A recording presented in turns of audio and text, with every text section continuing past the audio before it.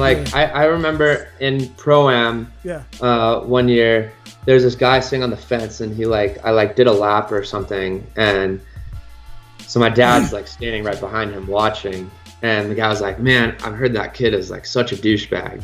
Like heard. My dad put his arm around him. He's like, "That's my kid. I don't think he's a douchebag, but would you like to meet him and decide for yourself?" And he was like, "Sure." Oh, dude.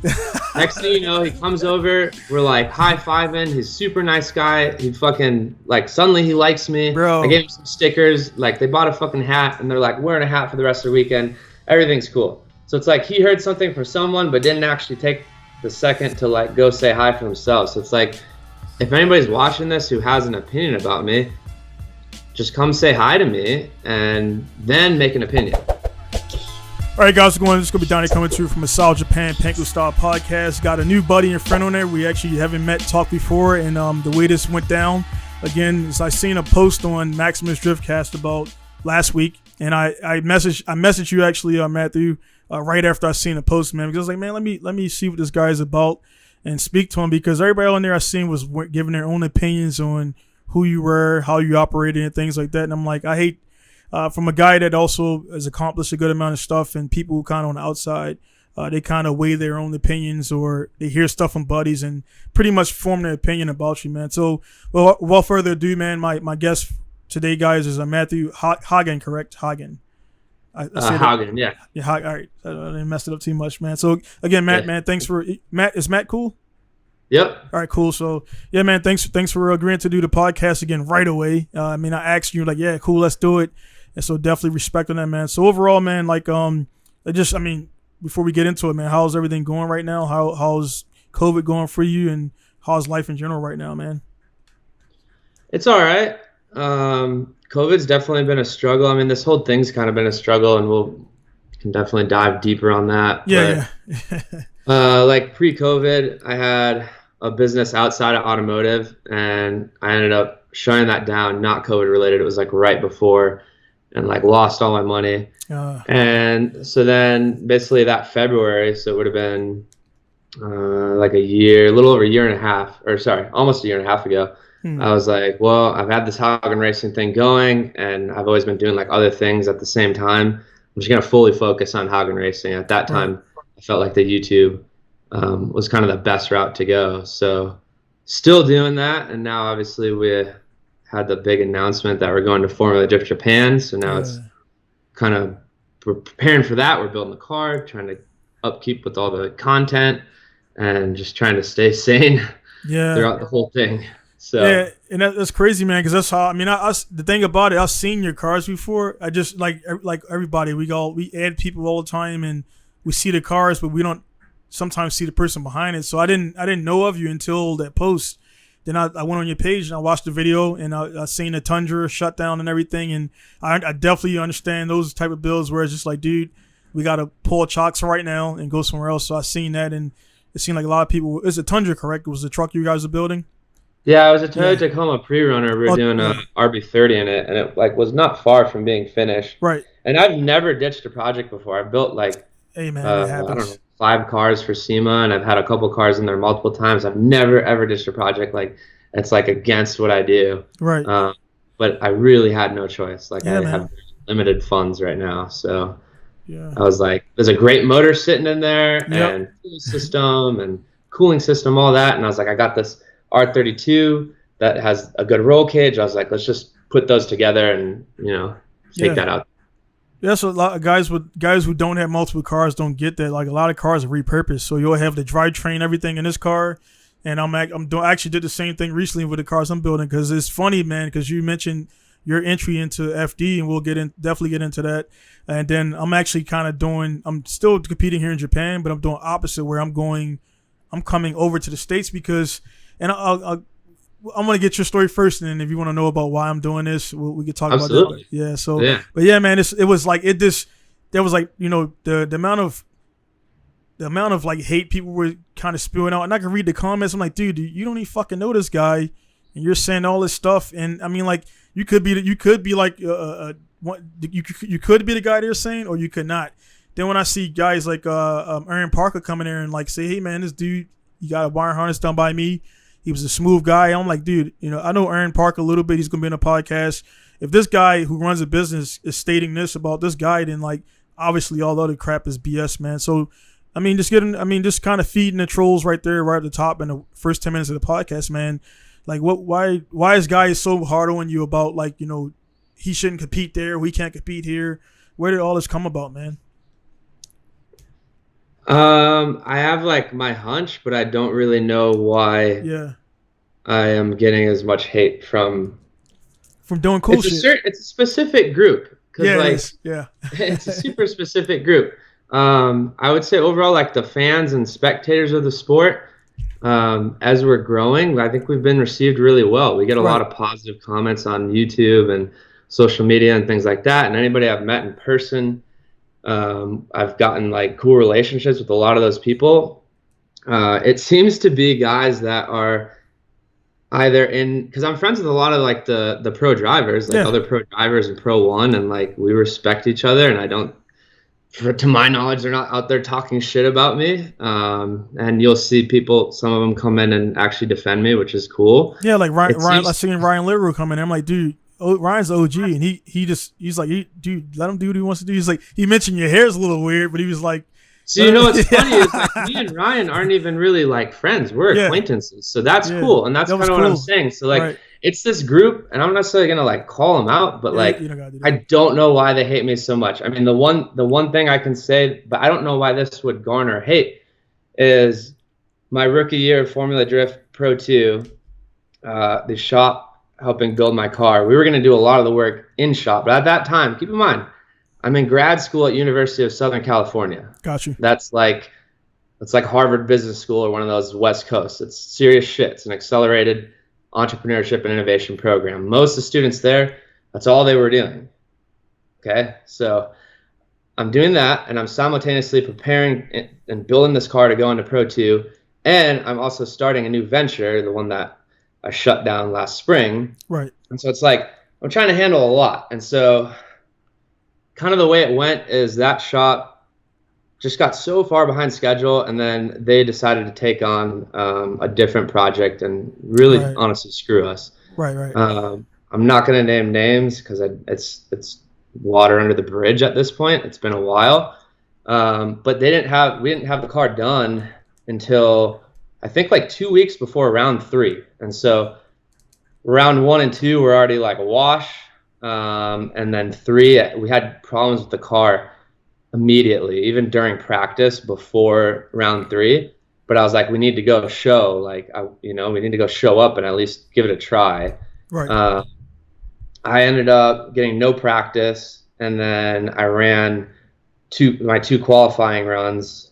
Didn't qualify. The one run was pretty close. It was pretty good, but the car freaking like chopped up coming out of, it was St. Louis. So it would have been like turn 2. It like chopped up coming out of there and made me straighten out, and I didn't connect that straight, and so it was a 0. Right. And then we still chased those problems like all throughout grid life and everything, and then going into round 4, basically the same result. And so after that, I was like, I wanted to go back, obviously, but I was like, that was when I was focusing on the other business, and then I ended up shutting the business down. And actually, I'd already decided not to go before COVID happened. But I think all in all, it ended up being a good decision because it allowed me to really focus on the YouTube channel. And it's like, I don't know about you guys, but like, I don't have money to just race and just go racing. I need to fund it somehow, and I think that's most people's case. And for me, I made the decision to go the YouTube route, build that up, and then get back to competition. And so I think, at least is my assumption, I think that's why some people hate me, is they thought I just had a horrible showing in Pro 2. I guess me calling myself a pro drifter presses some people. I don't fucking get it. Like, I get paid to drift. Like, I have sponsors who pay me. It might be just a little bit. and I was in pro too, but that still by qualification makes you a professional driver. I mean, I would ask with that whole thing right there. Let me just the pro title and everything. That's like one thing what people don't really understand with professional. If you look up the Wikipedia or whatever, professional means like you have a skill set that you're really good at, and it says also like number 2, a skill set that you get paid for. So again, if somebody's giving you cash, like I mean, they could put it there and say whatever they want to say. I don't, for mine, I got my pro license under King. It's called King of Nations now. Well, nice. Drift Kings. So like I'm in Japan. I don't have D1 pro license. I got D1 like pro am, and I just started my business things like 5 years ago, and I kind of went off the charts 5 years ago. I just kind of got those licenses and disappeared. So I haven't done anything in 5 years, which I'm coming back to do now. And I say like I got the pro license. I drove with Daigo. I drove with Nakamura. I was in the event with those guys, and nobody really questions me on mine. But nice ringtone, man. With the like with that stuff, man. I was gonna ask you about that too, man. Like guys, they were kind of digging on the pro stuff, man, and it's like, bro, if like I say on the technical aspect, you're correct, and I think on their aspect, they're like, well, you didn't get pro, FD license or whatever, man. So in a nutshell, man, you drift, I drift, all those guys drift, and at the same time, we could all have pro license, but Daigo, for example, and you've done videos on him and everything, and we'll talk about the videos you do, because I think that's another thing that guys kind of want to dig at you for. But the Daigo or whoever the top guy in our industry is, JR, none of those guys can go down to like an A-list celebrity club and get in the club with their pro license. So like, dude, relax. Because that's the thing, a lot of guys put too much weight into like pro this, pro that. And like in a nutshell, we're all like, all the drifters, pro, all levels. You got all the guys that do NASCAR, all the guys that do F1, SCCA, and they look at us like we're idiots because we're burning these expensive tires with these expensive engines, with all these expensive cars. And to us, it's cool as shit. But to them, they just see it as us spinning in circles. Like that's all they see. So so I mean, for me to you, man, it's, I really wouldn't care much what those guys are saying. You do what you got to do, man. And again, you're doing your thing and going to Japan, man. So that's cool enough to me. Well, that's what's funny is like, I don't know. I got to say, it's like, so I was a competitive wakeboarder in the past. I snowboarded, skateboarded. So I've been all around like action sports culture. Right. Got you. And it's slightly different, but there's a lot of crossover. There's a lot of guys that do both. And that culture, like in my experience, all those sports, everybody was like super accepting, and they would want to try to help you, and they were super cool. You'd always meet a douchebag here and there, but I don't understand, and I don't get it with this drifting. It's something that I'm on a mission to change with my YouTube. Is there's this like boys club, and it's what is the problem with it? Like, because more people are getting in the sport. I got so much hate just when I started drifting from like the local community, and now like we're cool or whatever, but it's like, I don't forget that shit. Like, no, you don't. Those people that hated on me from day one, like when people come up to me now and like they ask me for like tips or whatever it is, like I'm like, welcome to the fucking sport. Like, welcome to the club. You're in. Like, I don't need you to prove yourself, anything like that. We'll kick you out when prove that you're a douchebag. Right. Right. I don't think I've proven that I'm a douchebag. I'm just a guy trying to make a career out of drifting and content creation. Right, and there's a lot of people doing that. Yeah, you just said, you made a good point too about the skateboarding and stuff like that too. I noticed because I'm big into I was big into X Games and things like that, extreme sports, like watching it. And then I just actually got into dirt bikes, which is adding to my YouTube. I just got into dirt bikes about 4 months ago. I'm from a place in Baltimore where, if you ever seen anything on YouTube, the guys in Baltimore would wheelie all around town for hours and stuff like that. And I didn't do any of that stuff, but I was around dirt bikes, so I got into them at 38 years old, and I just got into damn dirt bikes, fell off with it already multiple times, doing wheelies and stuff, trying to practice. And those guys, the community is like, dude, just get this, get that, very accepting. And then you mentioned like you said wakeboarding and skateboarding. We all know Tony Hawk and all those guys, right? And like they would go pro basically off of like, all right, dude, you're a pro now. Like some guy would tell him he's a pro, and he's in a skateboard magazine. There's no license, there's no certifications. He won his competition. He did this trick, and the guy who was one of the sponsors, hey man, you're pro. And that in the skateboarding world back then, that's what it seemed like they would do. There's no really qualifications on who's pro, who's not. You're either good at it or you're not. Like that's just, And like you mentioned, man, I wanted to talk to you because again, I know I'm going to get heat from doing this interview because guys are going to assume, hey man, why are you talking to this guy? I'm like, dude, number one, so do what the fuck I want to do. Let's get that clear. And I could talk to whoever I want to talk to. And I just seen those guys piling on you, man. And a lot of those guys are on my buddies list. We're not buddies, but I know them. And I'm like, dude, I didn't know you were like this, man. Like, so you're. So, you know, it's funny. I gotta interrupt you because like I'll look at people sometimes. Like on that note, I'll look at some of these profiles that are hating, and I'll see like their friends that are commenting back and forth or their crews, and it's like maybe like half of their close friends like follow me, and I'm like maybe even personal friends with them. So I'm like, how does like two people from the same group, like one I'm cool with and like I actually know, and then the other one is just like judging away. Like I don't know. What sucks is like I've always really tried to stay true to myself. I'm not willing to do. Now some people I guess do think my content is cringe, but personally I think most of the YouTube content in the automotive community is really fucking cringe. And it's like I don't want to do that. I want to stay true to myself. I want to try to like teach people a drift or how to drift series. There's like 60 videos in that shit, and we get messages and comments all the time like, you've helped me a lot, and like that's so cool to me because I'm like I never thought I could have that kind of impact, and it's really cool to just be able to like put some videos out and then like suddenly I'm helping people drift. And it's like, so for me, I'll try to stay true to myself. I don't put on a persona. Like I am who I am, and it's like for a long time, the hate like did get to me, but now I'm just like I don't know what to say. Like, that's all good, man. I don't want to dwell too much. I don't want to dwell too long on it, man, because you know people. You could do a whole podcast on that and everything. But I just want to let you know, man. Again, I checked your video out. I subscribed to you. You got about how many subscribers you got on YouTube now? 67,000. I got a little counter next to me. But no, man. The thing is, like you're the people don't the whole YouTube crap, man. Because I got 7,000, and I just started actually really actively growing my channel like 2 years ago. Before that, it was used for video games and stuff like that, and then I just rebranded it and kind of like and updated it and things like that. But the thing, what people don't realize, man, like your subscriber count and your actual engagement, your engagement is at the level of somebody that got 200K, 300K or more. Yeah. So like I got 7,000. I don't get many comments, but I get guys who hit me up in my mailbox who want to do business and get a car shipped out and whatever, blah blah blah. So I make money as a result of YouTube, but not on YouTube. So people see that number and they kind of like they level you there. And I got buddies who got 200, 300K, but they don't want to network. And they probably watching this podcast now. And I'm talking about you if you're watching it. And I'm like, dude, I just want to network and grow together. And they just want to be like the number one of this area or the number one there. I'm like, dude, you look at LZ. I mean, Kate Prime, we'll talk about him if you want.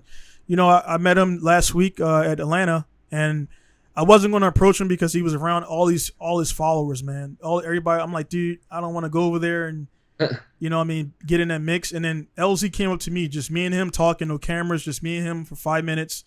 And I was like, hey, man, I know you got your supporters, people who dislike you, do your thing. Kind of the same thing I told you. And it was a genuine conversation. There was nobody know about that conversation with me and him.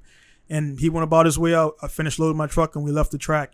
And I'm like, man, this dude is, I heard good stuff. I heard some not so good stuff. And I'm talking to him eyeball to eyeball. I'm like, dude, this guy's solid, man. So people don't give you a chance, and they just go off for whatever happened. And they just kind of put you in that category, which is not cool, man. So that's, again, my hope is for this podcast, even though your following is much bigger than mine on YouTube, that those guys can see you do. People know me and they know I'm legit. I don't fucking tolerate BS. So the fact that we're going to do a podcast and to me, man, you seem like a cool dude, man. So I'm like, if I sign off on you, which it shouldn't take me signing off on you, because who the fuck am I? So nobody should sign off on anybody, but I just don't like that's the thing. Like, I wish I could say to these people, as I'm like, I remember in Pro-Am, 1 year, there's this guy sitting on the fence, and I did a lap or something, and so my dad's like standing right behind him watching, and the guy was like, man, I've heard that kid is like such a douchebag. Like heard. My dad put his arm around him. He's like, that's my kid.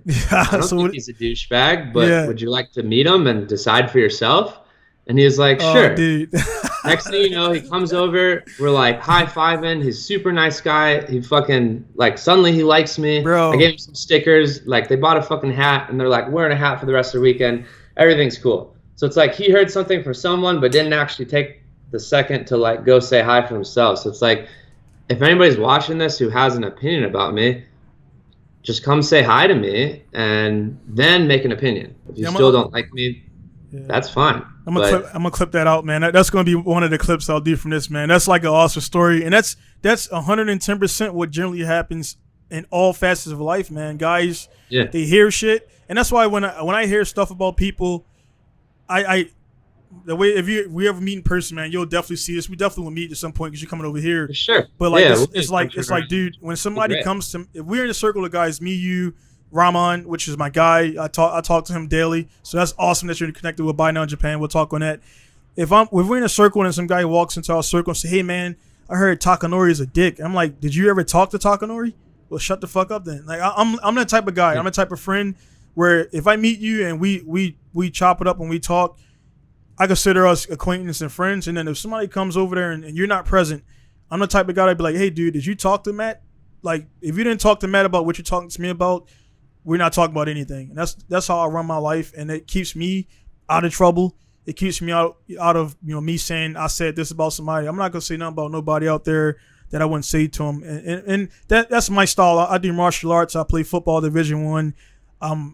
Judo, jiu-jitsu. I'm a combative person, and I compete in drifting. So I'm not scared of confrontation. So it's not saying that I want to fight people, but I don't think like your dad did that. That was cool as shit, man. Because he could have been like, I don't want to. This kid was talking about my kid is a douche, so I don't want to say nothing to him. And that right there, man, is a character trait that speaks volumes. Because your dad could have been like, well, fuck this guy too, and like, so what do you and want to fight the guy? You know what I mean? Oh, my dad's been around long enough, and like he knows this shit. He's like, he knows there's some hearsay or like, a group of friends are like having beers and they like somebody says something or like, and he just knows like, and that's the thing I appreciate like what you do and where because a lot of us like we'll stay quiet too, we'll hear that shit and we're like, I don't necessarily want to get in the middle, but it's really helpful and good for someone to be like, hey, let's see what's up. Like, until you talk to him, don't be talking about him. I had a transgender person on my podcast who at the time when he bought the car for me, he's a girl now, whatever he wants to call himself, but I had her on the podcast, and I just wanted to see for myself because I never knew a buddy who was a dude, and then like the next week he's a girl now. So I was like, everybody was talking crap about him in the community. He bought a car from me, and actually I bought it back from her. I'm confused myself. Him. I bought it back from her, and I was like, I wanted to figure out what. So do you? I'm like, dude, because I thought I was gonna be weirded out, but it felt like I was talking to the same person who I met as a dude. He just happened to have long hair, the makeup, boobs. Now I'm like, it's kind of weird, but I talked to him, and everybody else in the community was like, dude, why are you gonna have her on a podcast? That's not. I'm like, dude, it's my podcast. I can talk to who I want to talk to, and I wanted to see for myself, like, what was it about? So I learned a ton from an actual person that transitioned over. Not my business. He's is an adult. He could do what he wants, stuff like that. And it didn't feel weird to me, man. So that's the type of person I am, man. So again, that's why when I seen it, I think I mailed you right after. I mailed you. I watched the video with the Tundra. Sorry about that. And that's when I sent you the mail, and I sent you the info at your email on YouTube. Yeah. And you responded in the comments. And when you responded in the comments, I was like, this dude is game. Because I'm like, most guys, content creators, they don't respond, or it's somebody else doing it for them. So I was like, this is definitely going to happen, man. So getting off that shit, man, like, how did you even get into cars, man? So we kind of got to the drama stuff first, but I just want to kind of talk a little bit about positive shit in here. Yeah. So so the guys, we did enough of that stuff, man. So how did you get into cars, and what started your life, and like, pretty much like I said, what started your life and wasting money in tires and everything, man? Yeah, all right. Yeah. I mean, I feel like my story is pretty typical at the start. Like, when I was like, we got a picture, my parents have a picture of me when I was like, I don't know, 3 years old or something. And I was in like diapers and cowboy hat. I was from the Midwest originally. So got you. I had like cowboy hat and cowboy boots on and my diaper. And I was like my dad had an old Corvette, and I was like trying to take the wheels off. I don't know. I know, like my dad said, he brought me to car shows when I was in a stroller and stuff. So, I mean, I'm sure it was somewhat environmental, like as to why I was Yeah. attached to cars, but it was serious. I was like, I had like all the Hot Wheels. I knew that where they were all sitting. I remember like my dad told me this story. Like one time well, this happened multiple times, but he was like, when I was a little kid, I was going to sleep and I like wanted some certain Hot Wheels and I knew like exactly where it was. I was like, yeah, it's like right on that windowsill. It's in between the Yeah. Porsche and the Yeah. Corvette, and it was like sitting right there, you know? And so it's like Yeah. just this love for cars. I don't come from like a racing family or Gotcha. drifting family. Not even anything extended. I didn't have any friends who raced or anything like that. But I just kind of started working on cars. I remember in high school, I had like a little business where I was like putting in LED lights and tinting headlights and taillights, just doing like little bullshit stuff. Right. But just make like extra side money, you know, spending money. And then when I was 16, or no, 17, sorry, I had my Tundra and my dad and I got tickets to a SEMA show. And at that time it was like really truly like industry, like there wasn't like Right. there wasn't like spectators going. It's changed a lot. They've made it kind of different nowadays, but then it was really hard to get tickets. And just a tire shop we worked with was like, yeah, we'll give you the tickets, you can use them on Tuesday and Wednesday or whatever it was. And so I went there and I was like, I want to have a car in this. And like, why? Yeah. Like 17-year-old Matt thought I could have a car in this. I don't know. But I was like, so we did a bunch of work to my Tundra and ended up putting it in SEMA the next year. And I didn't have like social media or YouTube or any of that. It was just for the passion. I just thought it was really cool to have a car in the show. I felt like a big honor. And I kind of started doing that. And so then I had like a Genesis that I put in the SEMA show like twice. And then it was like around 21, I think, or 20 years old. And I'd never go-karted or like any of that stuff. I was like, I did a lot of team sports and then the action sports. And around like 20, I went and did like a Bondurant kind of racing school. And I was like kind of hooked, but it's racing, right? Right. And I was kind of hooked and I like pursued that a little bit. And then I was doing like some like fun, like time attack and like NASA, like type, just like track days and things like that. And I remember I went down to Indy Motorsports Ranch. It's like South Arizona. It's this private track, but the tuner shop I was working with had an event there basically for their customers to like go and see what these cars that they've helped, you know, build and tune are really capable of. And so I went to that and we did this exercise, which I actually teach in our Hot Drift series. I think it's so sick for getting like a first experience of drifting. You just basically put cones in a big circle and you get in second gear and you drive around in circles faster and faster. And at some point, the rear end's going to let out because it doesn't have enough grip, right? And so then you're learning to recover that. And so you're learning to recover oversteer. For whatever reason, I just like stomped on the throttle. I think I'd like watched Tokyo Drift and was just like, I'm a drifter. I can do this. Like, but that was my first experience. Yeah. I like drifted around the cones and I was like, this is sick. Right. So yeah. Real quick on that, man. I do this to everybody. So because you brought it up, so it made me laugh. So yeah. It's a chronological thing, man. Because what Fast and Furious was out or coming out when you like kind of took your plunge into it? What year was that? Which was it 2 or 3? No, because what was the first? I don't even remember the years when they came out. First one was like 2000, 2001. Because that's when I think we were on to like 4 or 5 or something like that. It's funny because I do that, man. Because I 99 was when I got the bug really, and then 2000 was when I met my first car group guys, and I pretty much my life was ruined since then.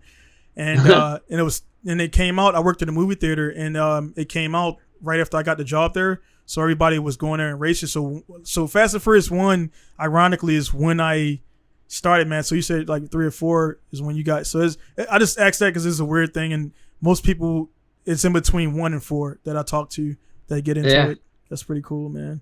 For me, I don't necessarily remember a correlation between me being into cars and Tokyo or Fast and Furious. Right. Because like I said, I was like into cars at like pretty much when I was born. Right. But I'd seen the Tokyo Drift and I just thought it was a cool movie.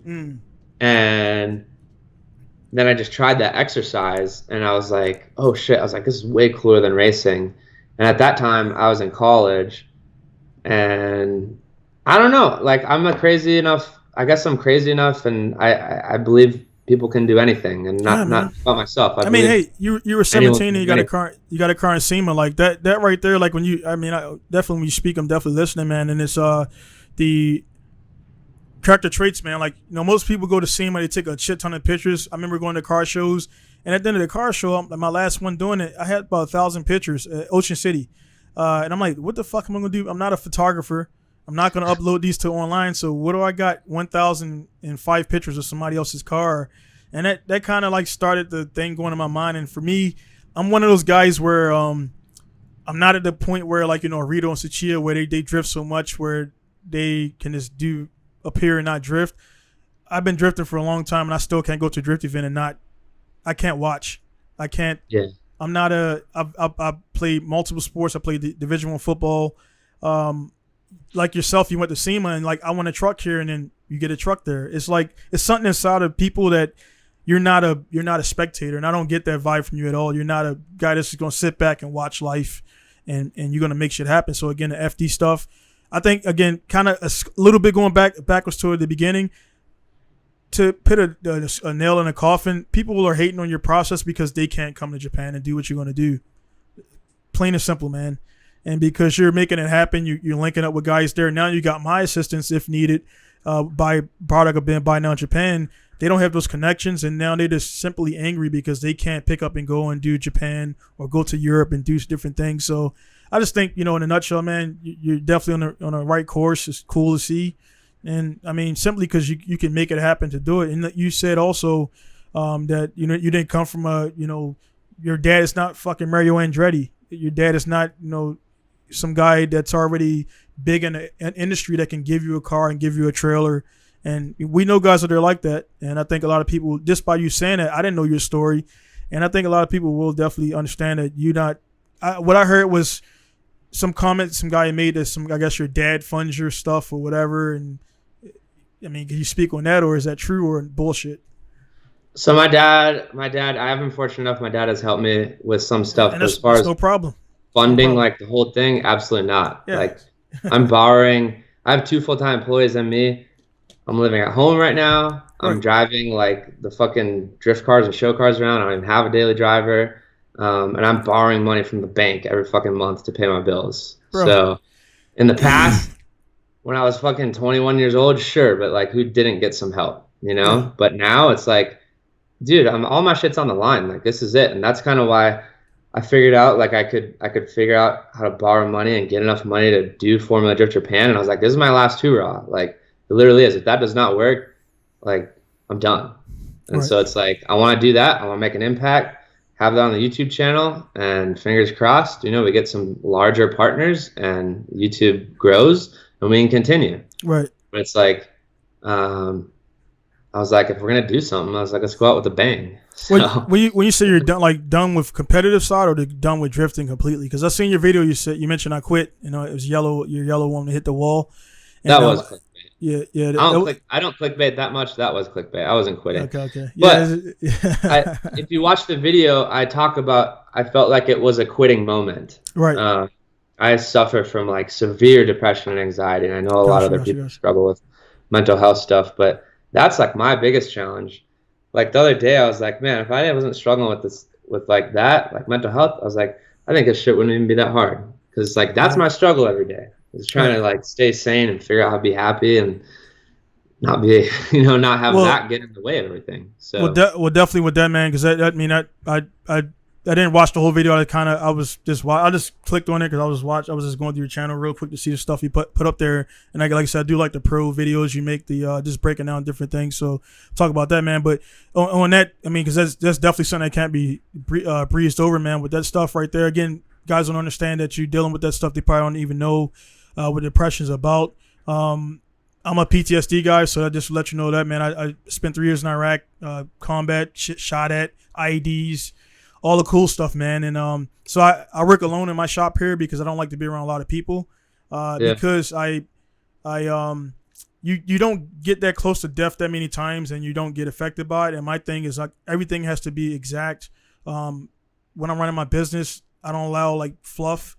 So some of the guys that work on base, the young guys, they got busted ass R32 Skylines and they want to do half-ass work. It has to be done specifically this way, or you die. And that's nobody's gonna die, but in Iraq, if I didn't take that procedure or we didn't do that training, we all die. And that kind of it scar. So I don't know if that's not a depression thing, but it's definitely a mental thing, man. So definitely people shouldn't definitely play with that, man. And also from that, I will say before we get off of that, man, definitely if you're already doing it, man, definitely don't look at those comments, man, because if you got that depression already and you're reading that shit, it's like, bro, they don't fucking know. Like if you had a shitty day and you read a bunch of comments, not saying you're gonna do this, but people jump off of fucking buildings and stuff.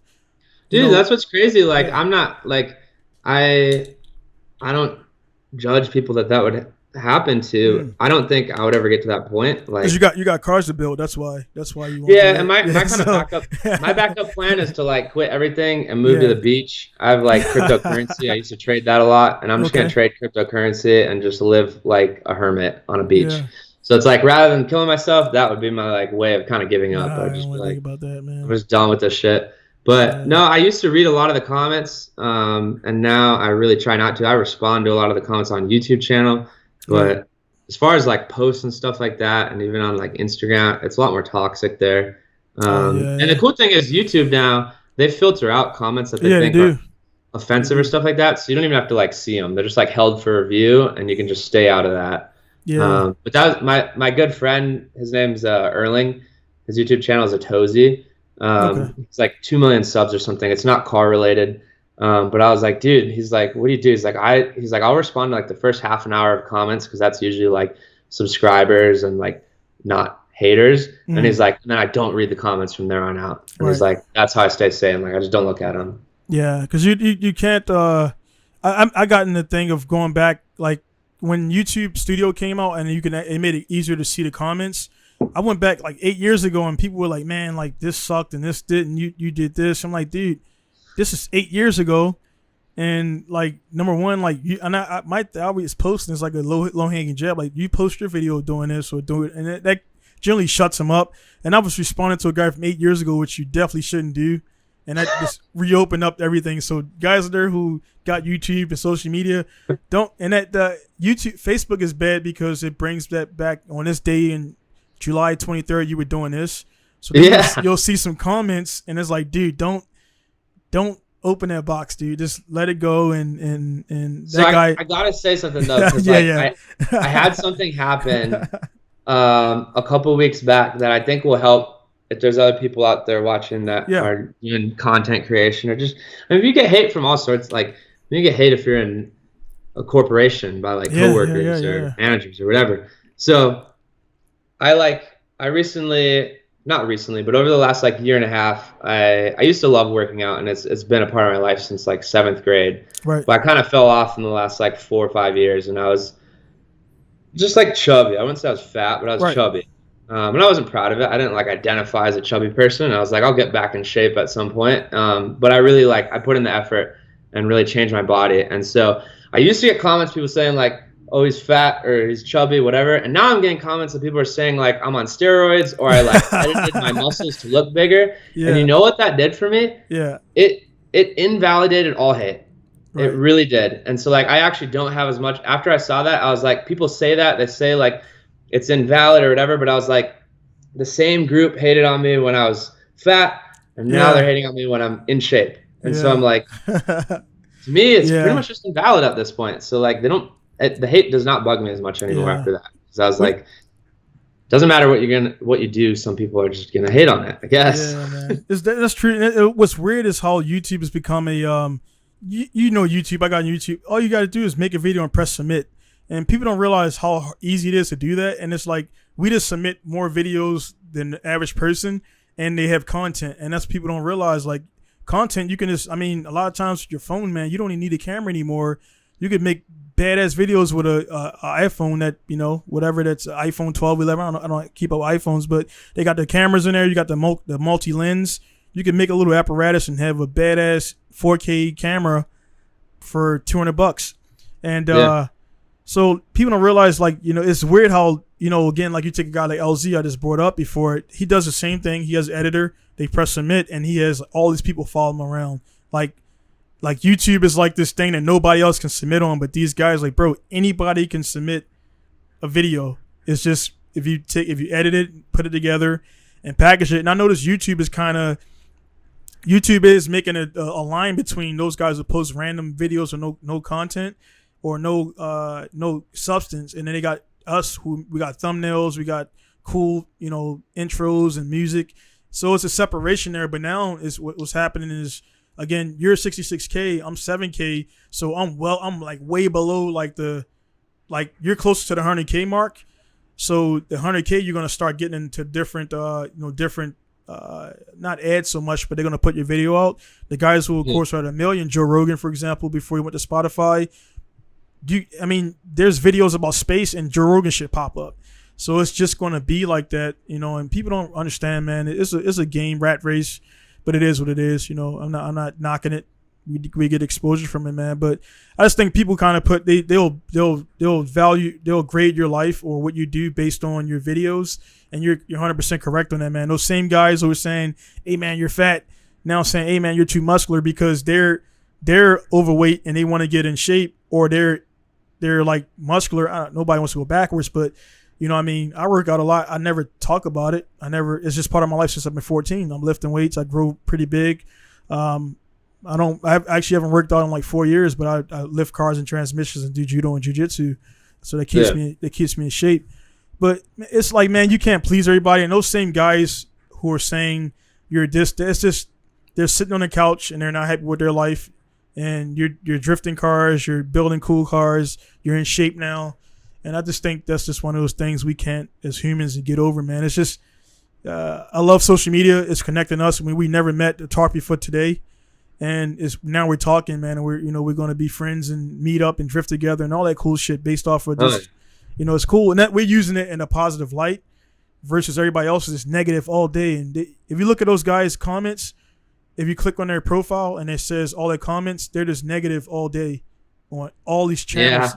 Like fucking Gordon Ryan sucks at this, or this guy can't make an omelet, or this guy, he don't know what the fuck he's talking about with the space-time continuum, or this guy is not a NASA scientist. Like, dude, all us are doing it, and you're commenting on all that stuff. So, long story short, man, ignore the bullshit. That's the plan. Yeah, man. So anyway, man, as far as getting into the Formula Drift stuff now we talk about that, man.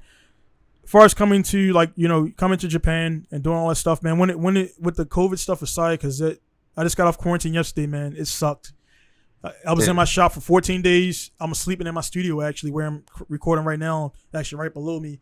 I was sleeping on these couch down there, and it was cool for the first 2 days. I'm like, oh, I'm at my shop. I wake up and go to the garage. After the 5th day, I'm like, dude, this is not cool, man. Like, that's because you were in the U.S. just before, and you had to quarantine when you came back. Yeah. So I was in Atlanta at the Atlanta Motorsports Park. That track is cool as shit, dude. You got to get there. The track is awesome. So I'm going back next year.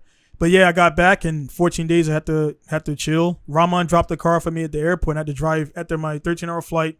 I had to drive back 8 hours to my place because I couldn't take public transportation, man. So the quarantine stuff sucked, man. And I did get a chance to get one of my pro cars up. So that's about to be started. And I kind of use that to my advantage. Got to do with customers.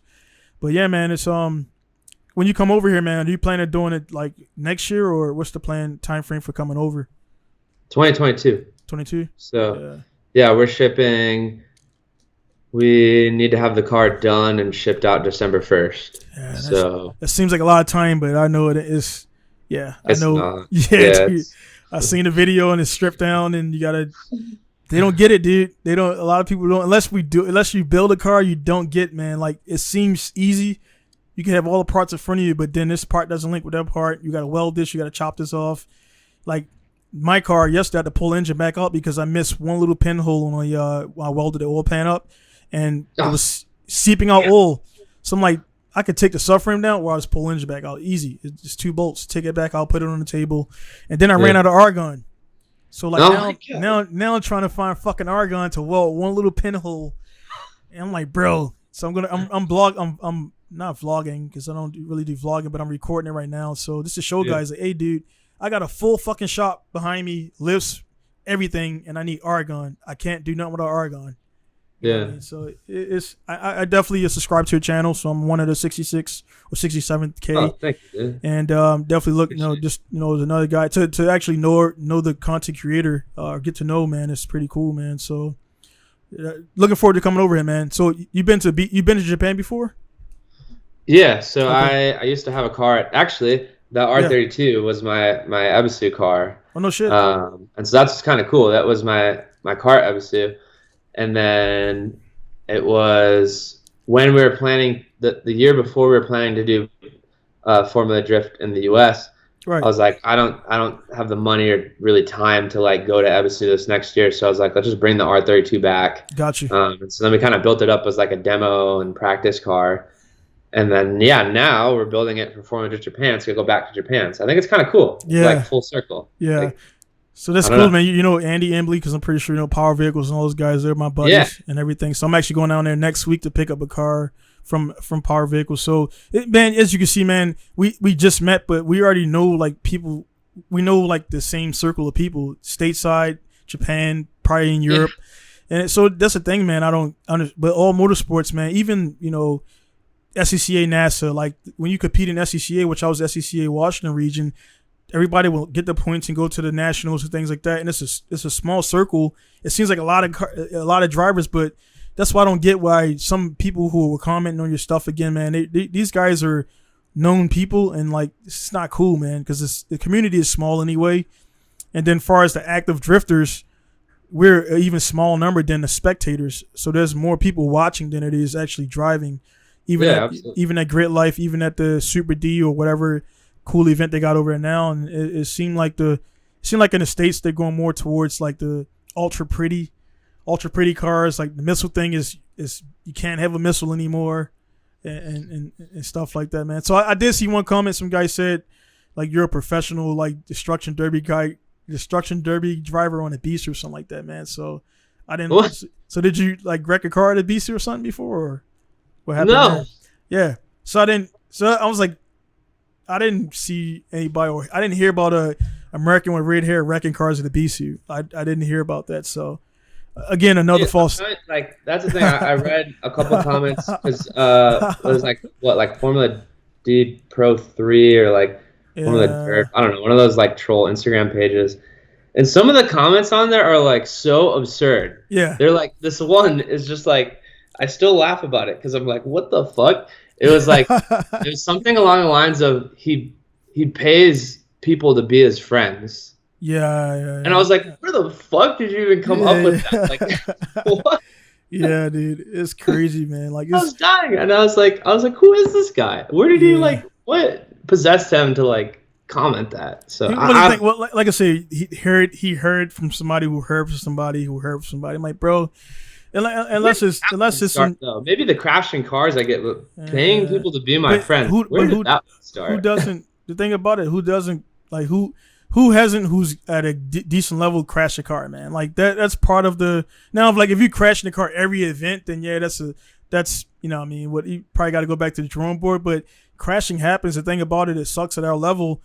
They're no longer fender benders because if you wreck a car, if you crash hard at fourth gear, that's a lot of damage, man. So I mean, I've totaled in my time, since I've been in Japan, I've totaled the R33, I totaled the Sylvia, I totaled the Solati. So I've totaled 3 cars completely unfixable. One was in a toge, and luckily I didn't record that. Or yeah, that was bad news, man. Almost got kicked out of Japan.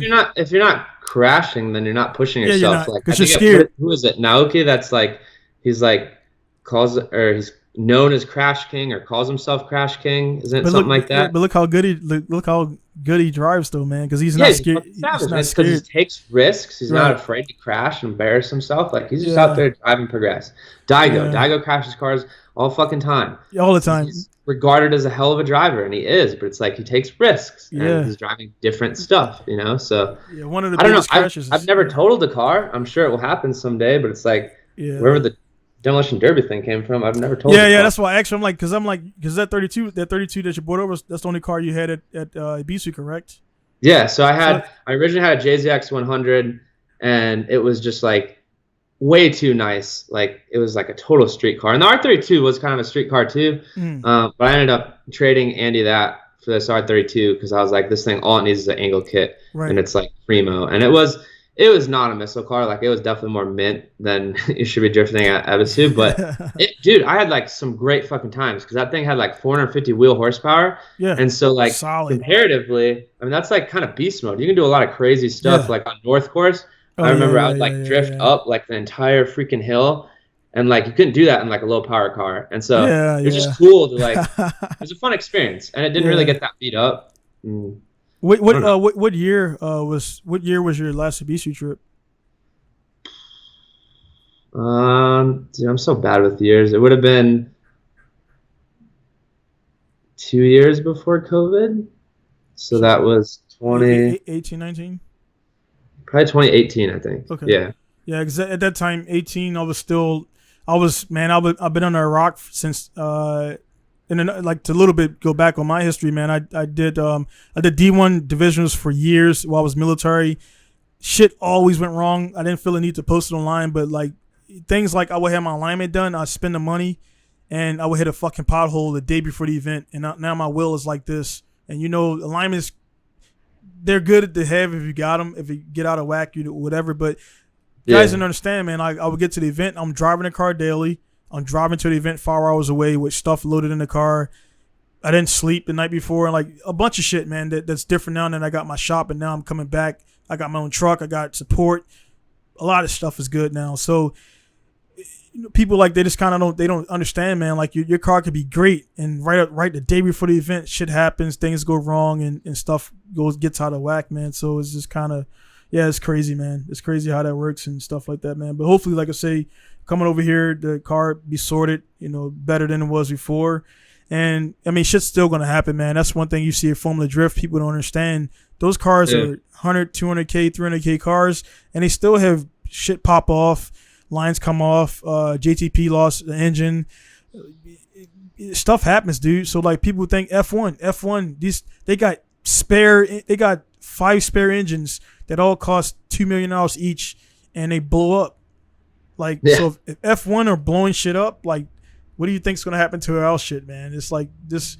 I think people don't really take that into account, man. This is motorsports. Doesn't matter what parts you got, they're gonna eventually all break at some point. Yeah. So I mean, for me, honestly, like I just think it's gonna be a big learning experience. I do think we'll have some success, and I think I'll learn a lot driving wise. We'll learn a lot about just how Formula Drift Japan operates. It's different than the US, totally obviously. Different, man. Totally different. And I think we're gonna be able to make some really cool content, and it's just gonna be a hell of an adventure, bro. Like, I can tell you right now, number one, the content's gonna be cool, and number two, man, just being an outsider, being your hair, the drifting is drifting, but like for example, when they do like fans and stuff like that, like you'll have more people who funnel to your table or your tent because you're gaijin with red hair and you drift. They'll be like, oh shit, that's cool. Let me go get his stickers. Let me get his swag bag or whatever. And it's so already on a media aspect, you're already going to be over the Japanese drivers. Skill aside, Formula Drift Japan, as far as the drive, I mean, they're all good, man, but they're not. Everybody's beatable. So that's one thing. I mean, if you're thinking about that, everybody out there is beatable. Nobody is like the king of the throne. And I like FD more than D1 because D1, I got turned off because they had only the top guys were there, and if you didn't decisively beat those guys, you're not gonna get through. There's no way in the world that a random guy will be going against Daigo and stuff like that or whatever in D1 because they feel like they want to keep their prestige, and I don't like that because they predetermine. And I'll be straight honest, FD is kind of doing the same thing. I'm not affiliated with FD. I don't, I can say what I want to say, but they kind of, if you see JR, right, and say like you line up against JR or myself, and we're known to a group of people, the announcer is going to say, well, JR he's a 2000 whatever champ, he's a 2000 whatever champ, and they already paint the picture. Then they say, oh, there's this guy with red hair.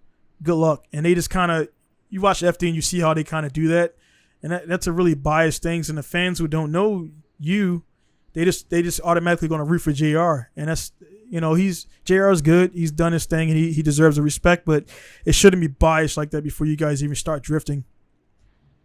So yeah, I'm pretty close with like the Formula Drift US guys. Like, yeah, no, I mean, that was just an example. Wow, and like all those guys, and like I truly believe that they're not like rigging or anything. Right. I do agree that they put a lot of drivers like on like a pedestal and stuff like that, and kind of boost guys up. And that was, and I'll be honest, that's what when I talked to them, because I talked to them about doing either Pro Spec or Pro 1 next year.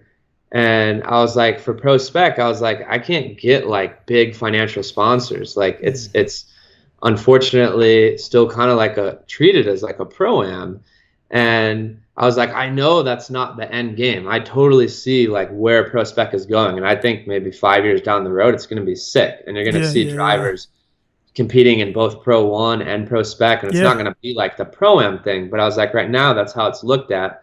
And so I'm like, for me, it's like, one, can I get like large paying sponsors for Pro Spec? I don't necessarily think so. So then it's going to be reliant on the YouTube content. And it's like, there's plenty of US drivers making YouTube content in Pro Spec and Pro 1. So I was like, what's different about that? Like, okay, I have a different car and I think it's unique, whatever, but I'm just another guy doing a similar thing with my own twist. Right. But I'm like, me going out to FD Japan, I think that's kind of a cool story. And I think it's unique and it's different. And I think that content will be valuable. I don't want to put out content that's not valuable or not the same. That's not how you grow like a multi-million sub channel. Right. So I'm like, FD Japan, I think will be rad. And for me and my team, like when I say FD Japan, they're like stoked. Like those the drivers like they look up to. They were like, into D1 GP and like all that stuff. And so it's like, it just seemed like, I don't know, just seemed like the right move. And then when I told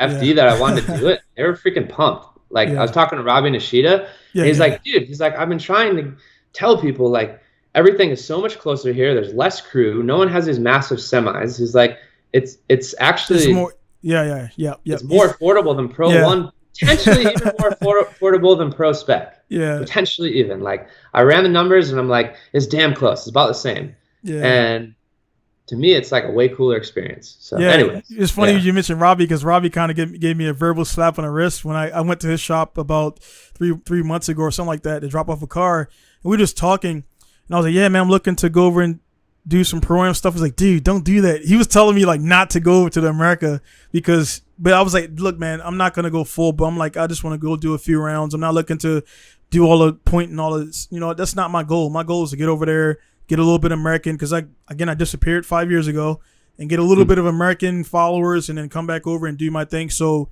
for me, I could petition, right, but I don't want to, because my license I got was 5 years ago. The skill level of all the drivers has gone up. The tech has gone up. My cars, for example, are not legal. I can't drive that car in FD Japan. I got to take the cage out and do different things, and I got to do it's crazy stuff, right? So what I got to do is I got to go to D1. I got to go D1 divisionals again. I got to lower myself back down D1 divisionals, get the points. I got to go to D1 lights, and then from there, or MSC, and I can get my endorsements for FD, and then do FD Pro 2. So my thing is, I think a lot of guys, man, with the whole pro shit or whatever, they don't want to go backwards. And even Andy, who's a 3-time FD Japan winner, when he went to America, he did Pro 2. And guys, I'm like, dude, Andy can beat any of those guys in Pro 1. Like, I mean, we could, but he is like, dude, I don't want to. I can petition to go to Pro 1, but I want to play around here, do the stuff there. And he was like, Nate, it's not worth the money to go over there and do it. And that's why I think that was a smart move on his part, because like the tracks are like very smart, vastly different. And so I think for him it was kind of more of like, let's just develop the car and kind of learn these tracks and stuff, rather than like dumping all this money and funding into Pro 1. And you lose spend, a third of the money and half the time. It's perfect. It's perfect because he's a good business guy. Again, I've known Andy for a good amount of time now, and that's my thing. Like, for example, I've never drifted on a bank ever in my life. I've driven on it, and this was back in Old Dominion Speedway in Manassas, Virginia. But at that time, I was not anywhere near drifting a bank. So I tried to slide a little bit, and I went up towards the wall because I didn't have enough power. And I'm like, dude, you don't just go from drifting the tracks that drift in Japan, which are very technical, to going over there like Masayama, who drives for By Now Japan. It took him a little bit to get into like the drifting on the banks, and that you can't just jump into that with different kind of support and do well. So it's definitely, I think I would my advice to guys that are watching and listening is don't be afraid to step back a little bit to go further forward faster, because if you jump in there, and I can have all this fucking ego and pride and everything, and I'm a badass drifter in Japan, and go to America and get waste money and look stupid. So I think you're doing, in my opinion, dude, you're doing it properly, and it's a good market out here. And like Robbie said, dude, it is closer. Everything is further, but Ibisu, Nico, all these, they're like more scrunched together, versus being at Long Beach all the way over to somewhere in Jacksonville. That's a long trek, man. So, and then like you said, crew is simpler, it's safer. Your trail's not gonna get stolen. You don't, it's different stuff, man. So again, man, I'll definitely be on a welcoming committee. I'll eventually run into you guys at some point down there. And the thing is, it'll be cool because you'll be doing your thing. If I do my things properly, I'll be there at an event, and then Rahman will be there. So we'll be all connected, competing against each other, but at the same time, at the same place. So it'll be pretty cool, man. I'm looking forward to it, man. Let me say, hell yeah. Yeah, man. So, but yeah, man. So what else? I mean, other than drifting, man, because we've been beating drifting up, man. Like what, what else do you do outside of like, your daily grind, getting cars ready? Are you still active in, you do wakeboarding still, or are you still snowboarding at times? No, man. Like this has completely consumed my life. Yeah. I don't know if that's a good thing or not, but this is like Haugen Racing is pretty much all I do. Gotcha. I don't even really have much of a social life at this point. I'm trying to like rekindle that a little bit because I'm going insane. I'm like, I need to go see people, like do regular stuff. But it's basically, for me, it's like working out, taking care of myself physically, working on the mental thing, which is a huge struggle, as I said, and then just trying to get this business going. Like that's my dream, and I'm kind of willing to give up anything, to make it work. Yeah, so that's I mean, definitely commendable, man. And again, with that stuff, I think there's a lot of guys when you go to the event, because I was one of those guys. I would go to the event. I remember I went to the first Formula Drift. I went to the first Wall, New Jersey event in New Jersey, Formula Drift, and I did the Falcon show off. And I told a story about JR.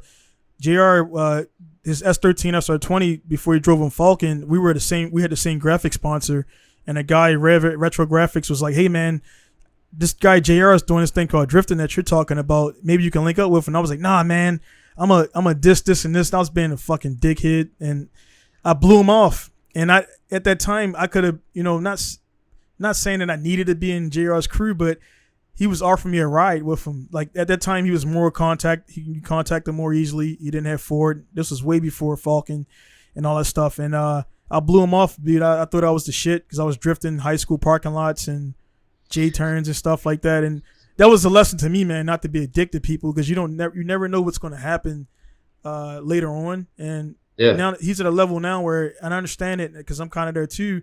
You got to be careful who you let in, because everybody wants to kind of like get clout on your name, or they want to use you to say, "Oh, I know JR, so let me get these tires," or stuff like that. And so I tried to contact them for a podcast, and obviously they didn't contact back. It's all good. I'll run into them eventually. But yeah, man, it's definitely cool shit, man. How social media, like I said before, is making everything cool, man. But I feel your pain on the social stuff. I'm alone, other than my family. I'm alone 98% of the time, man, of my day. It's just me and my tools and my podcast I watch. Are you cool? Yeah. Does that work for you? Yeah, it's for me for the PTSD stuff. It does, because I gotta, again, it's a set way. I mean, I'm not, so let me rephrase this. I'm flexible in life. Like, I mean, if shit happens, like my argon ran out, now I'm trying to get argon or whatever. So I might have to take my whole engine to my buddy's house just to weld up one little thing. So if I can't find argon by the next 3 hours, that's what I'm going to do. I'm going to put my engine in a car, take it over to his house, and he's going to weld it for me, and I'll pay him some money. So I can flex around, but at the most part, like everything is pretty much set where I don't like guessing. So it's either we're going to do this or we're not. There's no guessing. And for me and my PTSD stuff, I don't like large crowds because I can't turn off the Iraq training. I'm always looking at people's hands in pockets. I'm always looking at people's body language. I'm scanning rooftops. Shit that a normal person shouldn't do that. You know what I mean? And I acknowledge it. Fireworks, it startles me a little bit, to be honest. It sounds like a 50 cal. But if I'm there and it goes off a bunch of times, I can get acclimated to it. But if a firework goes off, that definitely will not scare me, but it makes me alert. Like, I got contact coming from the left to the right, 500 meters. Crazy shit, dude. So for me, that's crazy. That's part of your training. I mean, like, you can't turn it off, man. You can't. Yeah. We get trained to look out for threats, and you can't. That's just like we run into a Navy SEAL who's been retired, or a spec op guy for 30 years. He still has the motor function, maybe a little bit slower, and he can't kill you as quick, but he can still kill you. Like, he's still crafty. Yeah. Like, run into John Rambo. He's one of the, for example, and everything. So, but yeah, man. So for me, being alone works out, and it allows me to focus onto my builds, and it also plays into my work, which is shit happens at times, but my work is always good. My engine building is good. My attention to detail, because that's what kept me alive, man. So, and long story short, man, it definitely for me, that's what works. I'm not suggesting that, but social life, man, I didn't go to clubs in Japan. I didn't do all the typical things Americans did as far as like chasing chicks around. I dated like one chick at a time, older mostly, and for that reason, I stayed out of trouble, and all my money went to tires and cars, man, because I could barely afford to do it when I got out of the military. I was making like $1,000 a month, and I was selling car parts, man. I was selling car parts, painting wheels, doing side work. Like, it was rough, dude. It was real rough the first 2 years when I got out of the military. Damn. Yeah, so. But you're fucking doing it now. It's sick. Like, that's a cool story.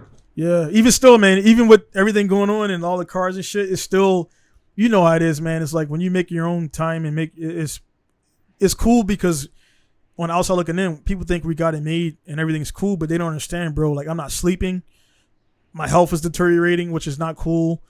Stuff like that, for example. And I end up in ER because I'm worrying about this and worrying about that, and that's not my characteristic. And I'm like trying to please the customer, and I'm not sleeping, dude. And I can feel my goddamn heart beating and stuff like that. It's like, dude, I'm about to have a fucking stroke at the age of 30, at the time 36, 38 now. But I'm like, at that point in the hospital, I was like, dude, I would never fucking let people like do this to me.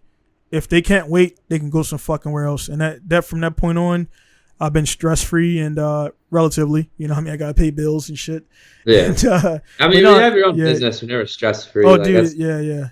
That's one thing I said. I am fortunate enough with, like, through like my schooling and then stuff like that. Like, I've gotten to get a couple mentors that were like entrepreneurs and just successful people, and it's like I feel like you kind of get used to the stress. Yeah, more, we manage it well. Yeah, you learn how to manage it, but it's still there, and then at some point, it kind of there's always struggles. Like, there's always going to be even when a business is huge, like there could be a month where, because you're spending more, you're trying to grow it. Yeah, so it could be a month where like you gotta go bank and borrow some money, or you gotta open up a credit card or whatever it is, and like that shit sucks. Yeah, that shit's as hell. I've done it, man. Like I was the first 3 years I had this thing chip on my shoulder, like I don't want to borrow money from anybody.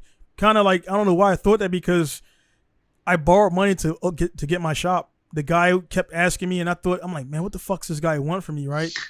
And he was like, dude, I got the cash. Just let me know. This dude is well off and everything. And I was like, dude, is that offer still on the table for the money? I needed $5,000 to open my shop. I had the money coming in, but I didn't have it right then and there. It was like pending. And the guy was like, hey, you got to pay this money within 24 hours, or I'm going to move on to the next guy. So if I didn't borrow that $5,000, I wouldn't be talking to you from right here. I wouldn't be running the shop and doing all that stuff. So I was like, dude, can I borrow the $5,000? He was like, dude, what's your bank account number? Wired it to me. By the time we finished talking, he was on his other phone. He's like, yo, check your account, dude. $5,000 in my account.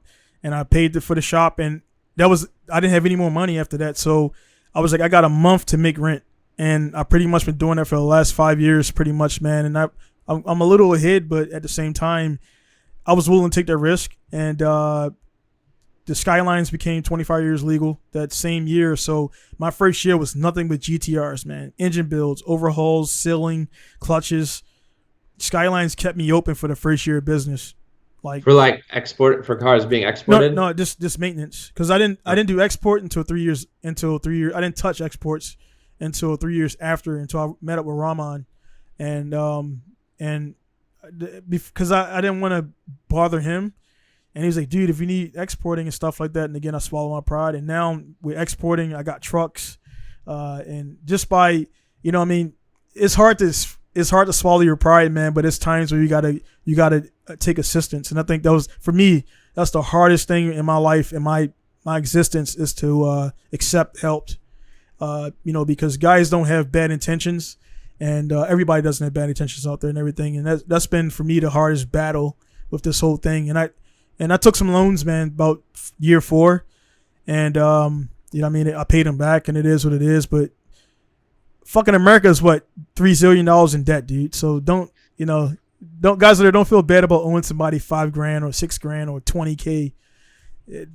That's business. That's man. The thing. Like, I guess I look at it differently because I went to undergrad and graduate school for entrepreneurship, and it's like, I guess it depends like how you like what your definition of borrowing money, right? Like I would never. Well, that's the key word, I guess. Borrow, right. Borrow is I never take $20 or $100 from someone, or like a GoFundMe or any of that stuff. But borrowing. That's how every fucking business is built. Everybody, and I didn't understand that. Capital, like that was like a huge part of my education in grad school, and like we're all tied to that shit. Like they're raising millions of dollars, and I guess borrowing, right? And it's like it's just part of the game. So I don't think there's any. Nah, bro. I've never looked at that really twice. Like, but borrow is the key word. That's the thing. I went to college for 3 years. I dropped out after 3 years, and I did women's studies as my major at the time. So it wasn't. I wanted to do computer science, but once I seen the syllabus, I'm like, dude, calculus, fuck no. Like I'm math, geometry, I'm good in. I think a lot of people who are good in drifting are good in geometry. I don't know what that correlation is, angles and stuff like that, but geometry I killed. But math, like, dude, I'm not ashamed of this stuff, man. I failed remedial math twice in college, and man, it was just bad, dude. I didn't want to do it. That's the reason why I didn't do it. I didn't want to do it, and eventually I got to my 3rd year. I did all my core credits, and I didn't have math. I couldn't go past that. So it was art was the only math that you did, and kinesiology was the only 2 majors that didn't require math. And art, you had to supply $800 a week for fucking canvas and paint. I'm like, can't do that. Can't pay for that. And in kinesiology, I was like, I can do it. And but actually, sorry, I needed 101. You needed 101 at least. And after 3 years, man, I went to the recruiter's office, and I was like, dude, I'm ready to go. Get me out of here. And I went for D1 football, walk on to the Air Force, and that's kind of started everything. But yeah, man, you're 100% correct on the borrow stuff. And I thought borrowing was bad because I didn't do any business classes. I didn't have any mentors. So where I'm from in Baltimore, you don't borrow anything from anybody that you can't pay back because you end up in the bottom of a lake somewhere. That's to be real. So there's a little real life and everything. Yeah. So I was just told growing up, don't borrow money from people because stuff like that. And then once I got on my own, I realized everybody's not going to put me in a lake, and everybody's not going to hunt me down and get their cash back. And most of the guys I borrowed from, they're well off. So I owe a guy like $6K right now, and I hit him up every week like, hey, man, everything's going good, blah, blah, blah. He's like, dude, I don't need the cash, dude. So these guys are generally well off. They don't really need the money. And I have borrowed from a couple guys who I thought was well off, and they needed the cash. And they're like, hey, man, I need the cash right now. I'm like, dude, I got to go sell this Evo. I got to sell this. I got to sell this ARC-7 to pay this guy back. And that's a different kind of stress right there because I didn't do the homework and realize who I was borrowing from. And and that's key. That like what you said there's key. Like don't borrow from the mafia. Yeah. And I would say never I've been offered. Hey, I've been offered, dude. I've been offered. That was something we talked about in school a lot. Was like raising money from family and friends, and it's just like it's doable, but man, it can create like weird tensions and stuff because money always can mess stuff up, you know? Definitely. Even if it goes really well, then you're like, oh, well, I should have gotten a higher interest rate, or I should have Yeah, higher, yeah, maybe more stocks or whatever. And it's like you're yeah. arguing with your sister. Yep. So, yeah, Yeah, so Haro is the key word, and then who from is yeah. the other lesson. Yeah, that's definitely because I had a guy who I knew he was Yakuza, but he didn't know I knew he was Yakuza. And one of his fingers were gone, so I'm like, dude, you're definitely Yakuza, right? And Yeah, he's yeah. like, hey, he's like, oh, Jackson, man, if you ever need this, this, and this, just let me know. And I'm like, nah, bro, thanks, man. I'm good, because you know what happens right there. If I borrow like $30K from this guy, I'm under the, even if I pay it back, Yeah. I'm under their thumb. Like I'm under their thumb for as far as, hey man, could you chop this cart for me? And I had guys come here before. I'm like, dude, I don't do that stuff. They think all Americans are like chop shop guys. And I had guys with crashed cars, or stolen cars. I'm like, dude, I don't do that stuff here. My shop is right on the main drag, so there's nothing. I'm not hidden. So chop shops in Japan, they exist. They definitely exist. I definitely been to one before.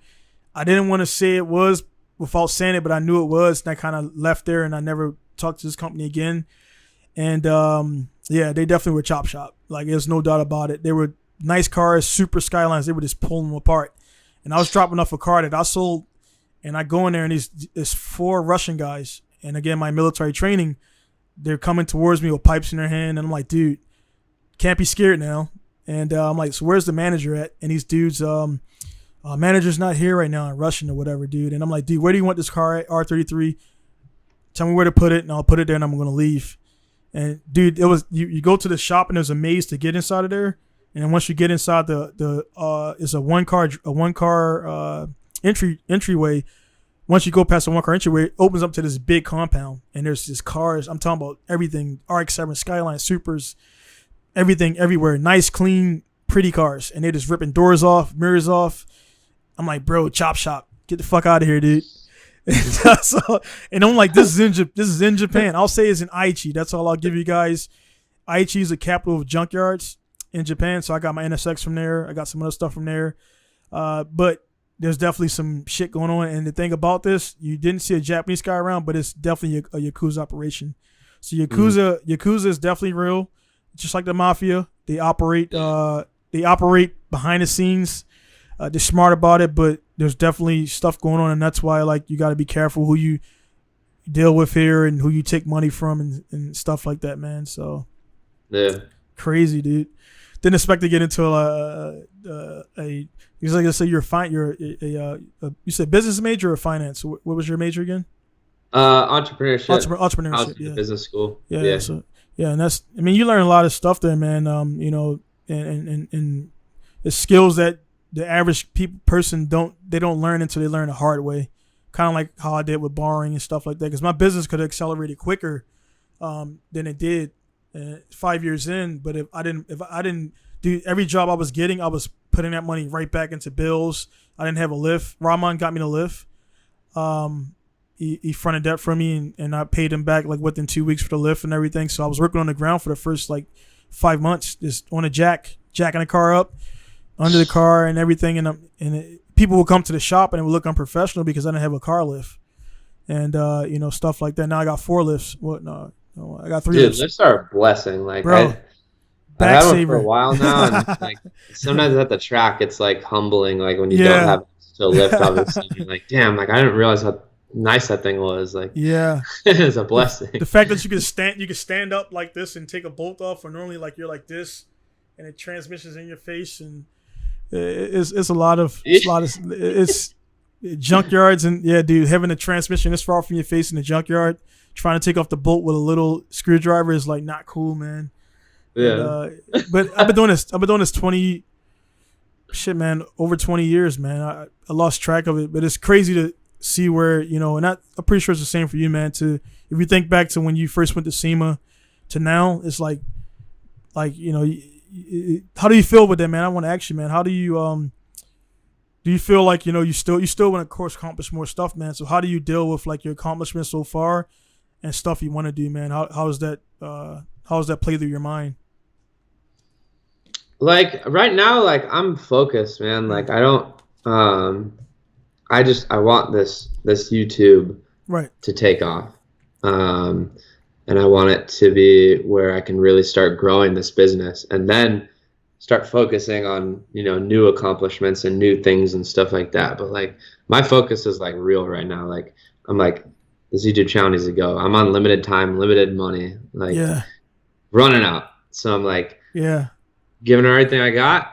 And at least, if it does fail, I can definitely look anyone in the eye and say I give it everything I had. For sure, man. So that's kind of right now, like that's my focus, man. And now we're doing Formula Japan. I want to go there. I want to do as well as I can, and I want to have fun. I want to learn, and so it's like we're trying to set ourselves up. I mean, that's the thing. Like, it didn't start until May. We want to have the car done November 1st, so we can practice for a month and make sure everything's working correctly. Ship it out December 1st, and then. Unlike the crazy, I mean, it's not going to take 2 months, but it could. There's a small chance it could take 2 months to get there. Right. On that chance, we're still there February 1st. And so now I have 3 months with the car there in Japan where we can go do testing and tuning out there, like get everything kind of figured out. So it's like we're really trying to go about this as smart as we can with like the limited timeline. Originally, I was going to take my R34, but most people probably know why that couldn't go. So. Yeah, definitely. I mean, anybody. I when you said it, I was like, I knew exactly as soon as you said it. Before you said it, I was like, yeah, this not gonna. Yeah, definitely don't do that. Yeah. So man, and you putting it out there. That was sick out there. That was the original plan. Yeah. But yeah, it definitely. I don't want to be spending the money building a new car. But man.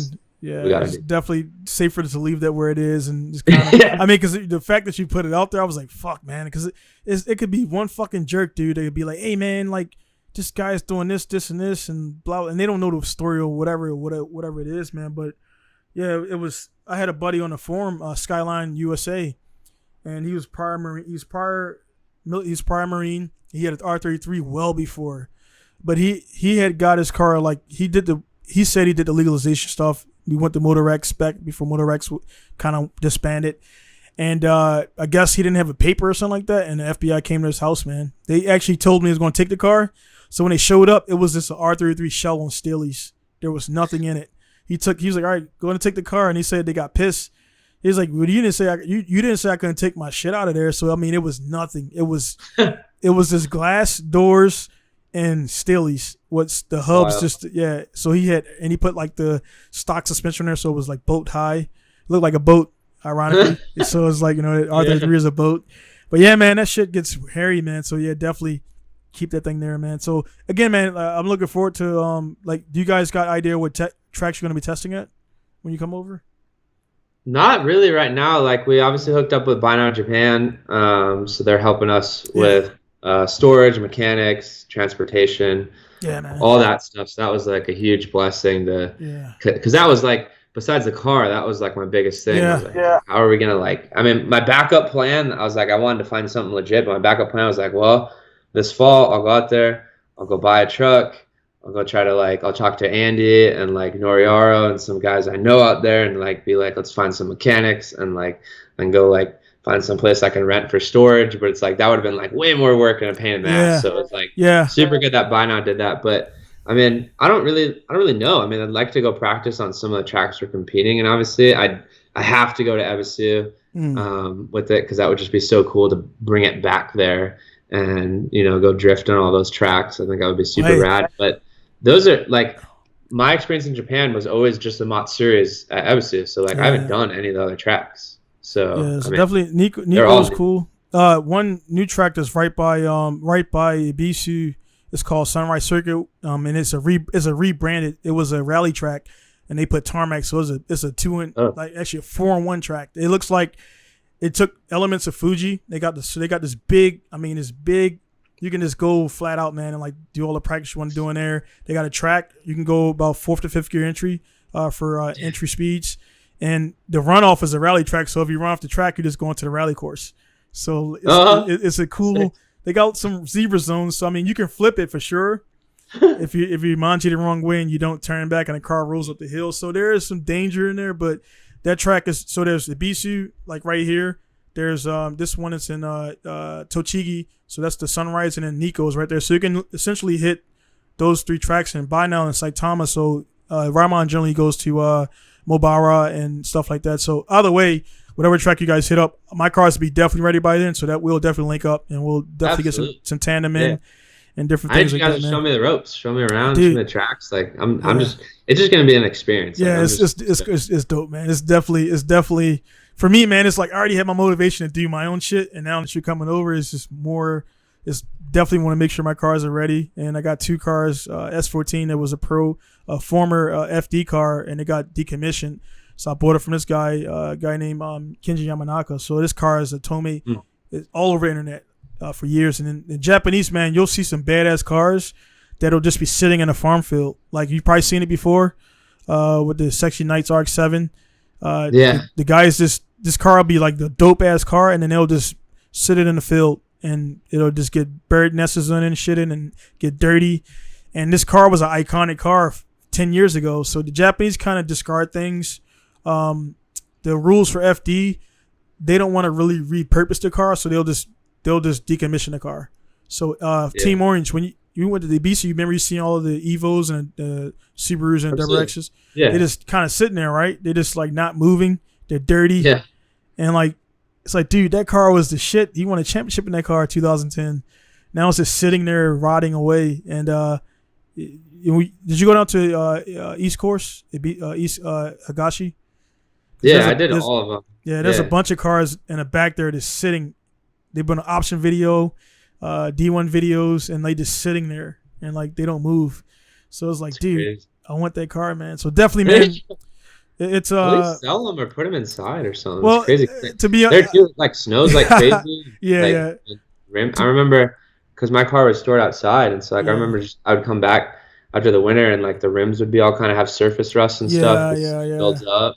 It's like it ruins cars. So well, it's kind of, I'm looking outside right now. I got about 50 cars here, and like 30 of mine, and it's like I'm like I'll never be that guy. But now I got cars I haven't touched. I haven't literally physically touched this car in 5 years.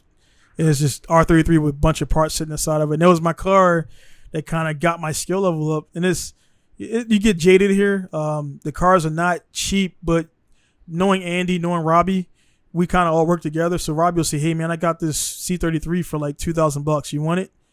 And I'll be like, "Yeah, I'll take it, man. I don't need it, but I'll take it." And then that's how it happens. And you just pick up a S14 for $1,000 here, RSX for $800 here. You pick up it's easy to acquire, but it still costs the same amount of money. And actually, I would believe it or not, it's easier for you to build a car in America than it is here.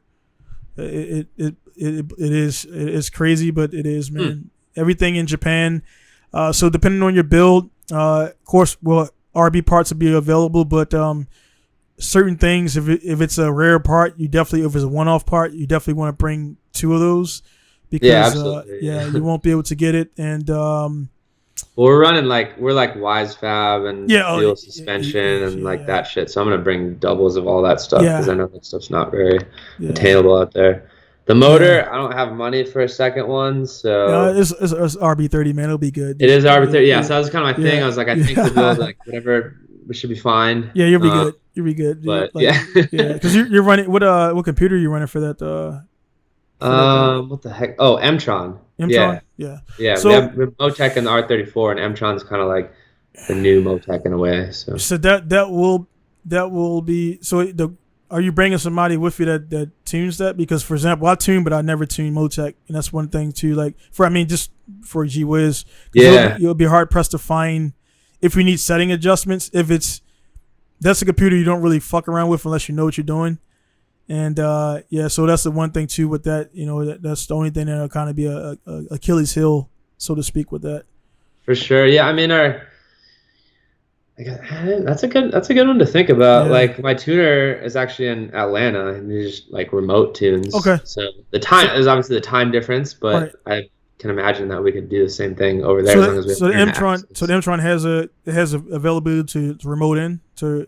Oh yeah. Okay. Well, shit, man. Yeah, we just have a laptop that goes into it, and then we do team viewer, and he can go in and nice. Yeah, because I remember Haltech, I'm a dealer for Haltech, and that's one of the things. I've seen the video, but they didn't really explain it. I hit up Scott and he's like, yeah, you can remote, but you got to have this software that costs like $300 extra, and then he has to have it on his computer. You got you got to have both licensed, so it can't be one guy. And that is true, yeah, and that's the same for Motec and Mtron. Oh, okay, yeah. So same. So you got to have the key and both of you guys got to have the software, and you got to give them the key and all that stuff and everything. I'm a tech guy, by the way, so computers, and that's what I did before cars, man. So computers and all that stuff. Yeah. So tuning is what I do. I just have my Link, Haltech, Power FC, those guys like that. Like for example, I don't tune or touch AEM.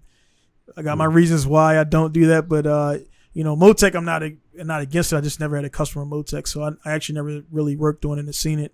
I think the newer stuff is a lot more user friendly, but back in the day, FCon was big here, so there's still Japanese guys running FCon, and that FCon is a glorified piggyback.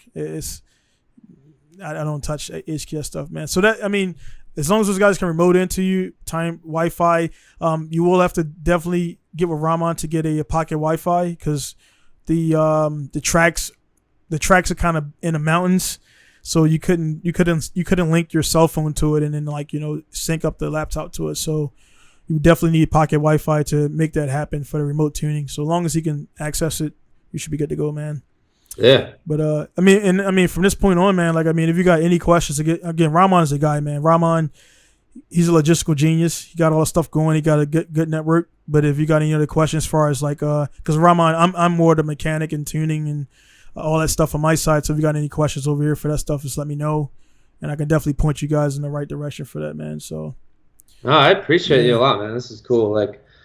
That's the thing. I don't know that many people in the drifting scene over there. Yeah. Because my first thing, I was really with I got in with Wataru Kato and K Mira really early on. They're family to me. And so I knew those guys and kind of the wide body and customizing community in Japan, but not as much the drifting side. Right. So it's fun kind of meeting a bunch of new people. And the thing I will say is I was really fortunate enough to become friends with Andrew Gray. Yeah. Early on. Yeah. And then Robbie and Noriar. So those are my three. And they're all three are solid dudes. And so I'm from them, that's kind of how I found By Now, and I can kind of network from there and hopefully not get any crazies. Now you say you don't know you say you don't know a lot of people, but I mean, even adding me to the mix, that's all solid guys you just named, like you said before. They're all those between those three guys, Rahman, there's nobody in the scene that we don't know here or nothing that we can't get done. It's so it's a good network, man. It's a good team of people, and even though they all, Andy's competing, you got his stuff, and everybody's doing different things, but in the same time, we could definitely at least link you up with, hey, this guy, if you need, if you break something, Rahman definitely has shop available, or Robbie knows, hey, you can go to this guy's shop in Saitama, his little shop, not on a map, and you can get something welded there, stuff like that, man. So you definitely got connections, dude. So that's definitely, I would breathe a sigh of relief because you're not naked here. If it makes sense. No, for sure. You're not. Now I got you. So now I just get your cell phone number and I can start blowing you up. Yeah, man, for sure. Hey, dude, that's hey, man, that's one of those things where just by doing this podcast, man, I tell everybody, I'm not Joe Rogan. I don't know. Don't let me be a hater. I don't know if Joe Rogan pays people, but I don't think Kanye West is doing a podcast for free. That's just my idea. I never even thought about that. You're probably right. Yeah. I'm pretty sure if they don't ask, he don't bring it up. But if they say, hey, man, I'll pay for the plane ticket, hotel, and you know what I mean? But I don't think a dude like Kanye West is doing that spot for no money. That's just me. I mean, Floyd Mayweather ain't doing a spot for free or something, But if they do it, and they do it because Joe Rogan is he's up there, there's publicity. So it's hey, man, let me talk about what I want to talk about. But anyway, running on that, man, for doing the podcast, all the people I do my podcast with, man, if guys need any, technical advising, anything to set up, even if I'm not the one pulling strings or collecting the cash, I could put you in contact with Rahman and things like that. So definitely, man, that's just one of the perks of being a guest on the podcast, man. So I appreciate it, man. That's cool. I don't want. It's getting late there, man. I don't want to take too much of your time, man. Any other topics you want to discuss, and we definitely could talk again, man. It's definitely not the last one. So. Yeah, no, I'm all yours, man. I feel like we covered a lot of it to we just get talking, started. dude. We just Yeah, talking, dude. Like that's what people don't realize. Have you done a podcast before, or just your first I one? have. Yeah, Yeah. So yeah. I'm not sure how the format was, but when I told guys, I'm like, dude, it's a conversation, and they're like, dude, I don't know what to say. I'm like, dude, just talk normal, and it'll flow. Because everybody just think it's gonna be like a, hey, so how was Ted Koppel or some like, what's the guy from 60 Minutes? Larry King or no, Oh yeah, yeah. Larry King Live is a different thing. Well, I know he's passed away, but nah, man, it's overall, man. Again, just kind of things I'm trying to think about just to prepare you more for Japan, man. It's one thing I will say, man. From the competitive side, because you've done BSU is more lighthearted. I stayed away for a little bit for my own reasons and everything, but you will notice that the competitions. I'm not sure how it is in America because I never competed there. I'm not sure if guys are standoffish or they don't want to talk to you or lend you a screwdriver or something like that. Over here, it is very cliquish. So even if you know Nakamura, for example, when we see him at an event, they're really like focused on, and it makes sense. They focus on their task, so they'll walk right by you, man. They'll walk right by you. They won't acknowledge you unless you're like really on that level with them. So I've been to D1 events, and they just kind of, you get a vibe where they don't really care for you or want you there. It's not that, they just kind of, they're compartmentalizing. Japanese are very in a box anyway, naturally. So during the event, you might know a driver, and you go walk up to him, and he'll be like, or brush you off. It's nothing personal. They're just like that. So just kind of be prepared for that. And also, you'll maybe go up to a guy on a downtime and just want to talk or whatever, and they just act really strange. And I took offense to it initially, and now I just know how it is. So unless they come up to you and talk, it's just kind of one of those things where you just kind of let it happen naturally, or just it probably won't happen. So and that's just their mindset competition wise. So you see them at Matsuya Bisu, they'll be relaxed. It's not a competition. It's just open drift session. So the Japanese are they're very weird, man. They're very, even towards themselves. I'm saying this. So other Japanese teams, like 3-Up don't talk to Team Orange, or Team Orange doesn't talk to this guy. Team Orange don't like Tsuchiya. This is real stuff that's documented. No, not gossip. But there's teams in Japan who don't talk to each other because their driver hit their driver last week, or their driver caused an issue last week that caused their driver to lose, and they kind of hold those grudges. And when it comes down to gaijins, like, Andy is one of those few gaijins that he's in. Andy Gray is good everywhere he goes, but it took a lot of time to get there. He didn't win all the time when he first started, and now he's a known. People know what Andy can do. So there's no question about it. If I show up, people see me in magazines, but they're like, I haven't seen him drive enough. So is he consistent? Is he this? Is he that? They don't watch YouTube, so they don't know what we do on YouTube. So that's one of the things we come to Japan, man. Definitely don't take offense to the treatment. It's how they are, man. Yeah. Yeah, man. No, that's the thing. Like I don't know. I'm ready for it all. Yeah. I think it'll be a hell of a learning experience, a lot of fun. Yeah. And I don't know. I'm stoked. So like for the FD stuff, man, in US, so you're it's totally not interested in FD USA anymore, or will you do some rounds, or like what's your plans with FD USA? Like I said, like right now I'm focused on like getting this YouTube taken out. Like I'm focused on like this next month. You know what I mean? Yeah, I got you. But if the YouTube works and we start getting like, a lot larger sponsors, and I continue doing this whole thing, like my plan going to FD Japan is not just to do it once. Like I want to go there and do it year after year after year. And then down the road, absolutely I would look at other series, potentially doing the US, things like that. But right now I'm like, I want to get in FD Japan. I want to get this business going. And I want to just start doing that. And I can only really, I used to look so far forward. Like, I was planning like 10, 20 years down the road. And it's like right now I don't even do 5 years. Like I'm focused on like the next couple months. Gotcha. But yeah, like to me, like I think FD Japan for me is a lot cooler and more exciting, and so that's what I want to do, and I want to stay there. I could definitely see myself doing US in the future, But there's so many other great series too. Like Yeah. there's like Drift Masters and Yeah. BDC and like D1NZ, and it's like I think that would be cool because like I've been fortunate enough. I've traveled a lot, like all over the world, and I studied and worked in London, and I studied in Barcelona for a summer. Mm. And so it's like I really like traveling. I enjoy new cultures, and so like that's kind of why it's like if I had the money and time to do another series, I'm like, it'd be cool to do something like, I don't know, in the Middle East or Yeah. in Europe or whatever it Yeah. is. So I feel like that's where I would more go. But That's true. right now, I'm like, I just gotta get this business going and after Japan.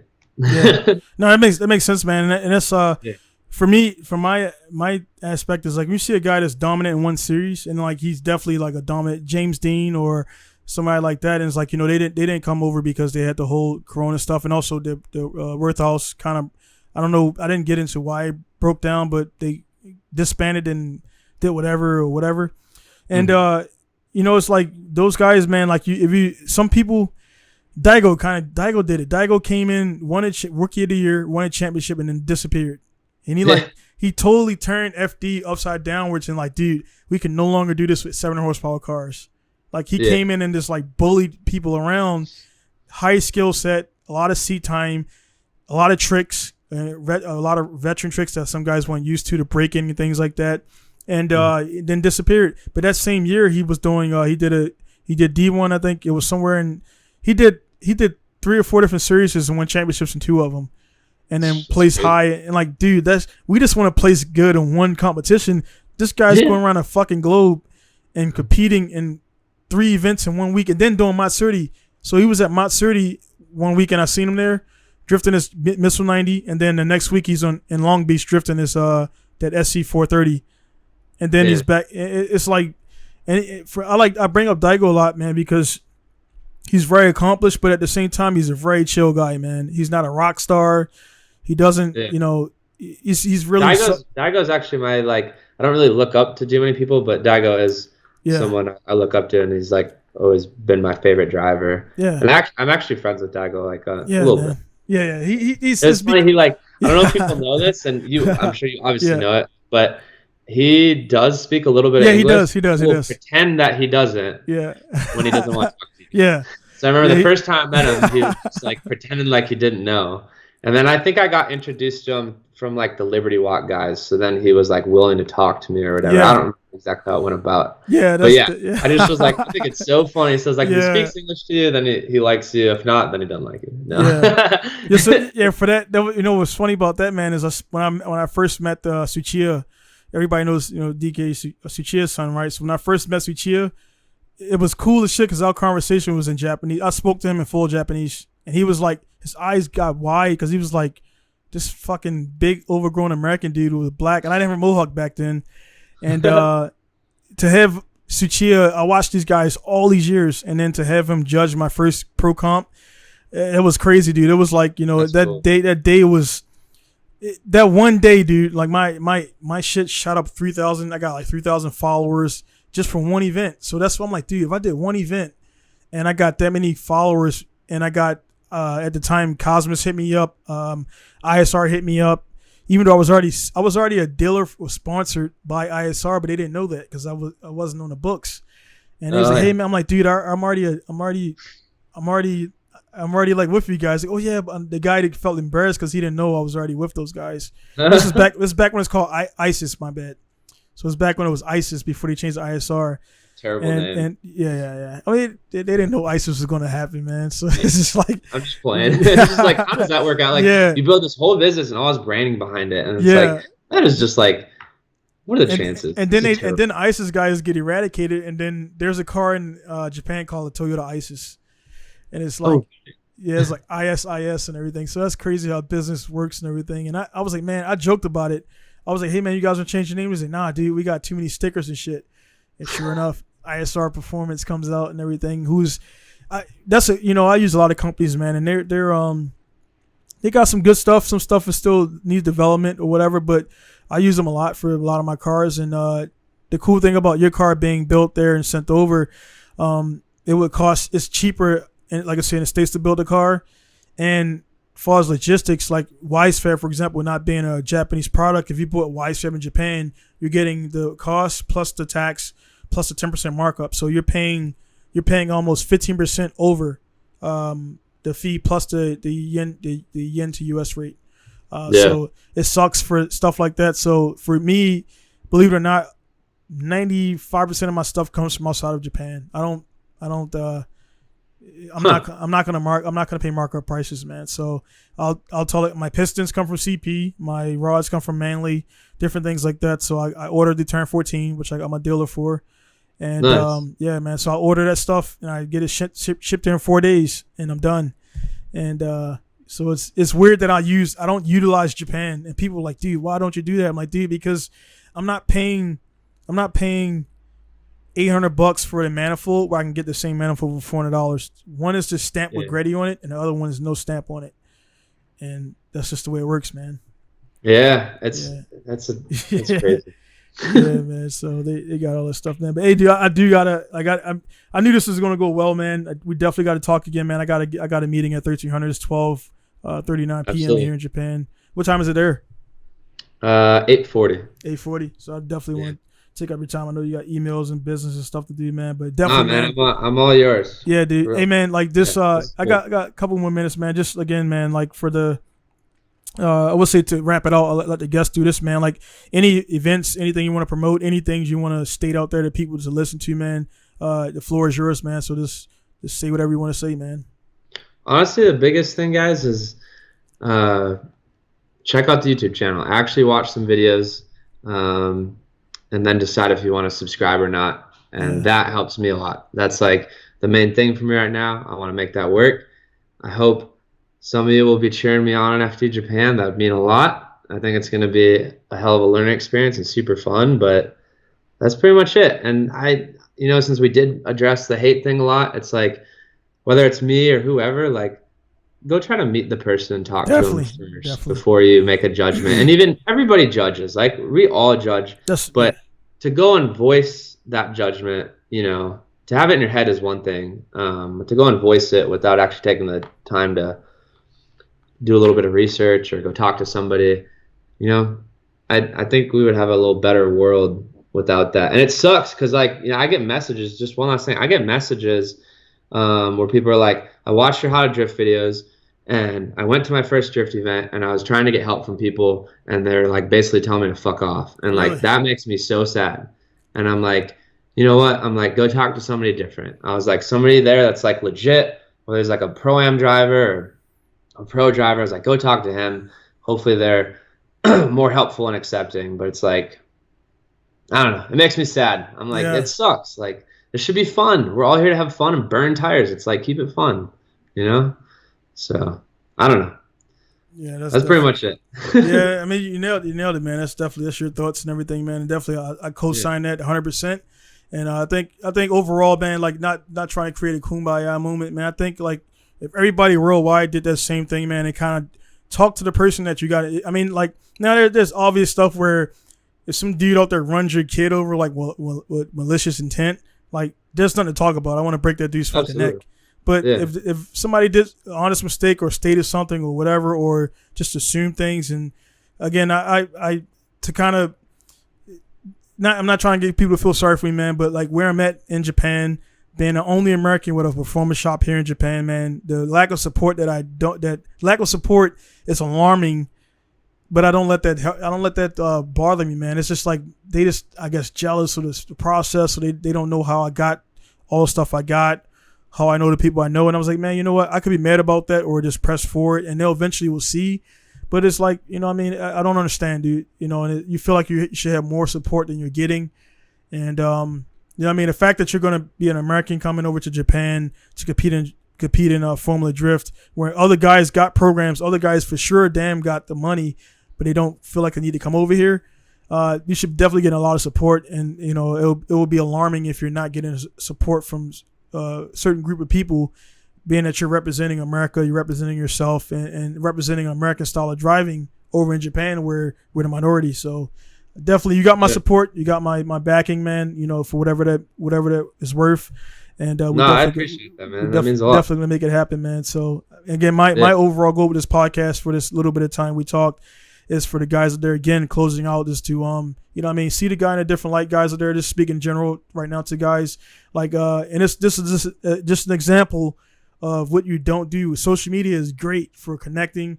I mean, you could damn near talk to your favorite musician, which I make music, and I've talked to some guys for clearances and custom. I'm like, dude, I can actually email a dude from Lincoln Park and get in contact with him like immediately.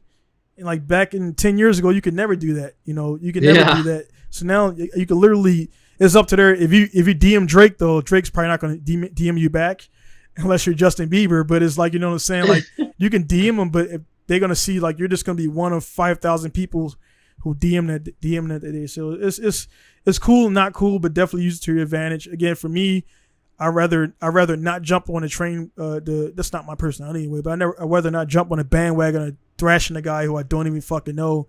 And now I get to know in a span of an hour and understand. You know, yeah, his dad helped him out. I got fucking 3 sons and two sons and 3 daughters.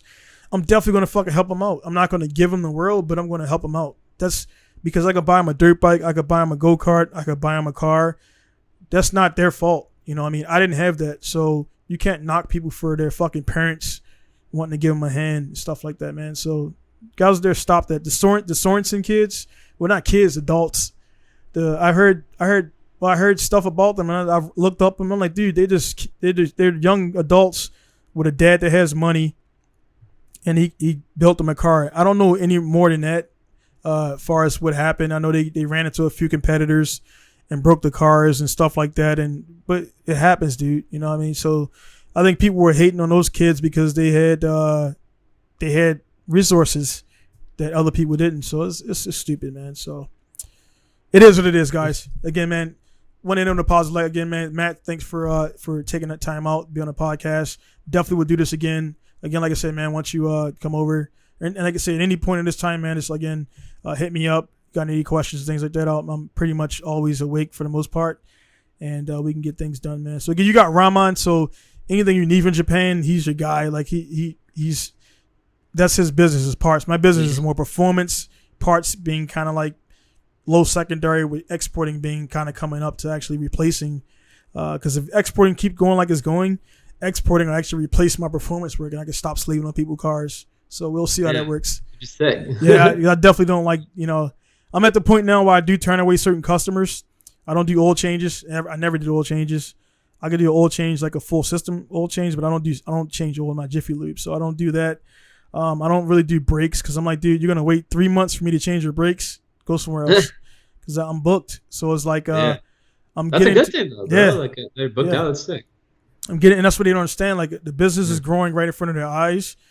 Before, when I first opened, I was doing those brake jobs and, you know, stuff to get things done. But now I don't, you know, it's getting good. So now I'm booked right now as we speak to like October, which is not a long way away, but I got a job. I got money coming in, and I can take care of the family and do things, man. So it's getting good, man. So my goal is by the time you come over, I have like a good nest egg of cash in the bank. That way I can actually take time out at any point. It doesn't matter. I'm going to meet up with you anyway, but I can definitely close my shop for 4 days, 5 days, and come down there and fucking slide, man. And yeah, that'd be epic. I'm in. Yeah, dude. We got the tracks, dude. We can get the tracks. Don't worry about that. We can reserve the tracks. We can have between me and Rahman, Robbie, and Andy. Like that's not a problem, dude. So that's set. That's already settled. The track time is not going to be a problem. We can drift. You can drift 7 days a week in Japan. Doesn't matter. As long as that's what's crazy, man. Like it's not like that here in the U.S. Yeah, so dude. My track here is 45 minutes away. My MSP, who just Masanori just won a championship last year, D1, and that's 45 minutes away, and he's been driving since he's been like 14. So if you came up here, I got cars, I got the track there. I can rent that whole thing out pretty much the whole day if I wanted to, and it's believe it or not, it's less than $200 to do that. Damn. To rent out a whole track, dude. That's crazy. Yeah, dude. So, yeah, dude. It's So yeah, man. The amount my skill level from when I learned, I started drifting in America, but I learned how to drift in Japan. Like in America, I was just doing J turns and I was kind of scared of, I didn't want to wreck my car that I worked for and all that stuff. And I learned how to drift in Japan, man. The skills, the high speed, all the different things like you mentioned at North Course when you come up over the crest and you're sideways third gear and you come up over the crest sideways. And my favorite course is Nishi Short when you come over the blind crest down the hill. They're so fun, bro. Dude, that is fun. So fun, man. And it's people don't experience that in the States because you kind of, unless you're in Road Atlanta or now AMP, it's more so flattened banks. You can kind of see the whole course. But when you can't see what you're about to drift into, that shit takes nerves, man. That shit takes nerves. That's why I gotta shout out Horse Thief Mile at Willow Springs. Oh yeah. Like that, I drifted at that track before I drifted in Japan. That's right. But now after drifting in Japan, I'm like, that's to me for where I've drifted in the US. That's like the closest experience to like having those blind corners and like a mountain togue, like. But it's massive. Like I don't know if you've been on. I never been there. Only videos, but like only on Gran Turismo, man.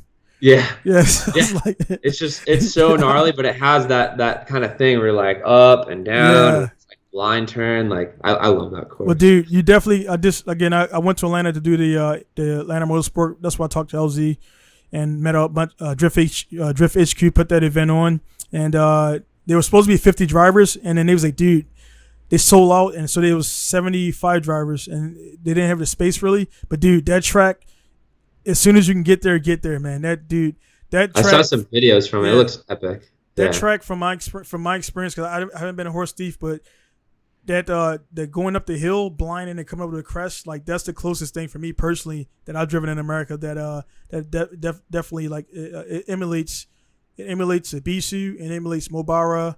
And it emulates a field of tracks in Japan. And you go up the hill, you can't see the top of the hill, you can't see over the hill, and then when you go over, you're sideways. So if you're sideways and somebody spun out, you're just gonna really go right into it's gonna be a bunch of hot dogs like stacked together. And the flaggers were in the wrong spot. I mailed the Drift HQ guys, I'm like, dude, the flaggers should be at the top of the hill.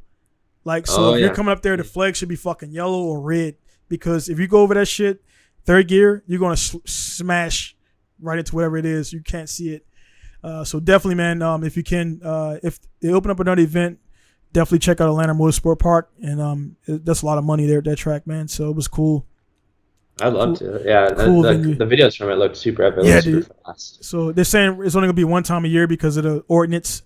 And there are houses right behind the track. So they said the only reason it was 4th of July because the noise ordinance was reduced. And true. That's why I did that and everything. So it was a good event, man. There was an inaugural event. Drift HQ guys were awesome, very hospitable. They didn't like blow people off. Like every driver they talked to, hey man, you good? You okay? All day, every day. Because some events, the coordinators don't give a shit about you after you pay. And you go there and your pits are messed up and everything, and they were pretty good, pretty good guys. And they went around in a golf cart and checked on every driver, just asking, hey man, you good? You need anything? Stuff like that, man. So it was a good event and everything. And it was definitely worth my trip over. My car broke that I was going to be driving, but I met a bunch of people, man. It was worth it. It was drifting was of course part of it, but it was bigger than the drifting for me that day, man. So definitely be cool, man. So again, brother, man. It's easy to talk to. I got to get out of here and take care of some business and everything, man. So again, guys are there. Be sure to definitely check out Matthew's channel. I'll link it down the bottom so you guys can see it. The guys who are watching my channel for the first time from Matthew's circle, feel free to subscribe. Again, we're definitely going to check them out, guys. I'll post this up on my website, and social media and stuff. So we'll definitely do some collaboration because, like I said, this wasn't. You mentioned Alexi, and people were like, "Well, who are you talking about?" It's like I've contacted Alexi and different things in person. We have good conversation. I was trying to do some collaborating things, and it's just like some people I know Alexi's busy. He got a lot of different stuff he's doing. People don't even know about as far as option videos, hot version.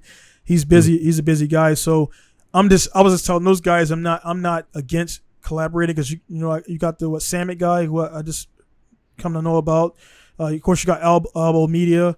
You got a bunch of guys coming up, man. So I think everybody, if they're trying to be number one if you like, we all team up together, then that'd be a badass video. Like, you know this guy, I know this guy. He's doing this. Yeah, it'll be cool as shit with mixed content. We both get videos. We both get videos out of it. We both get viewers.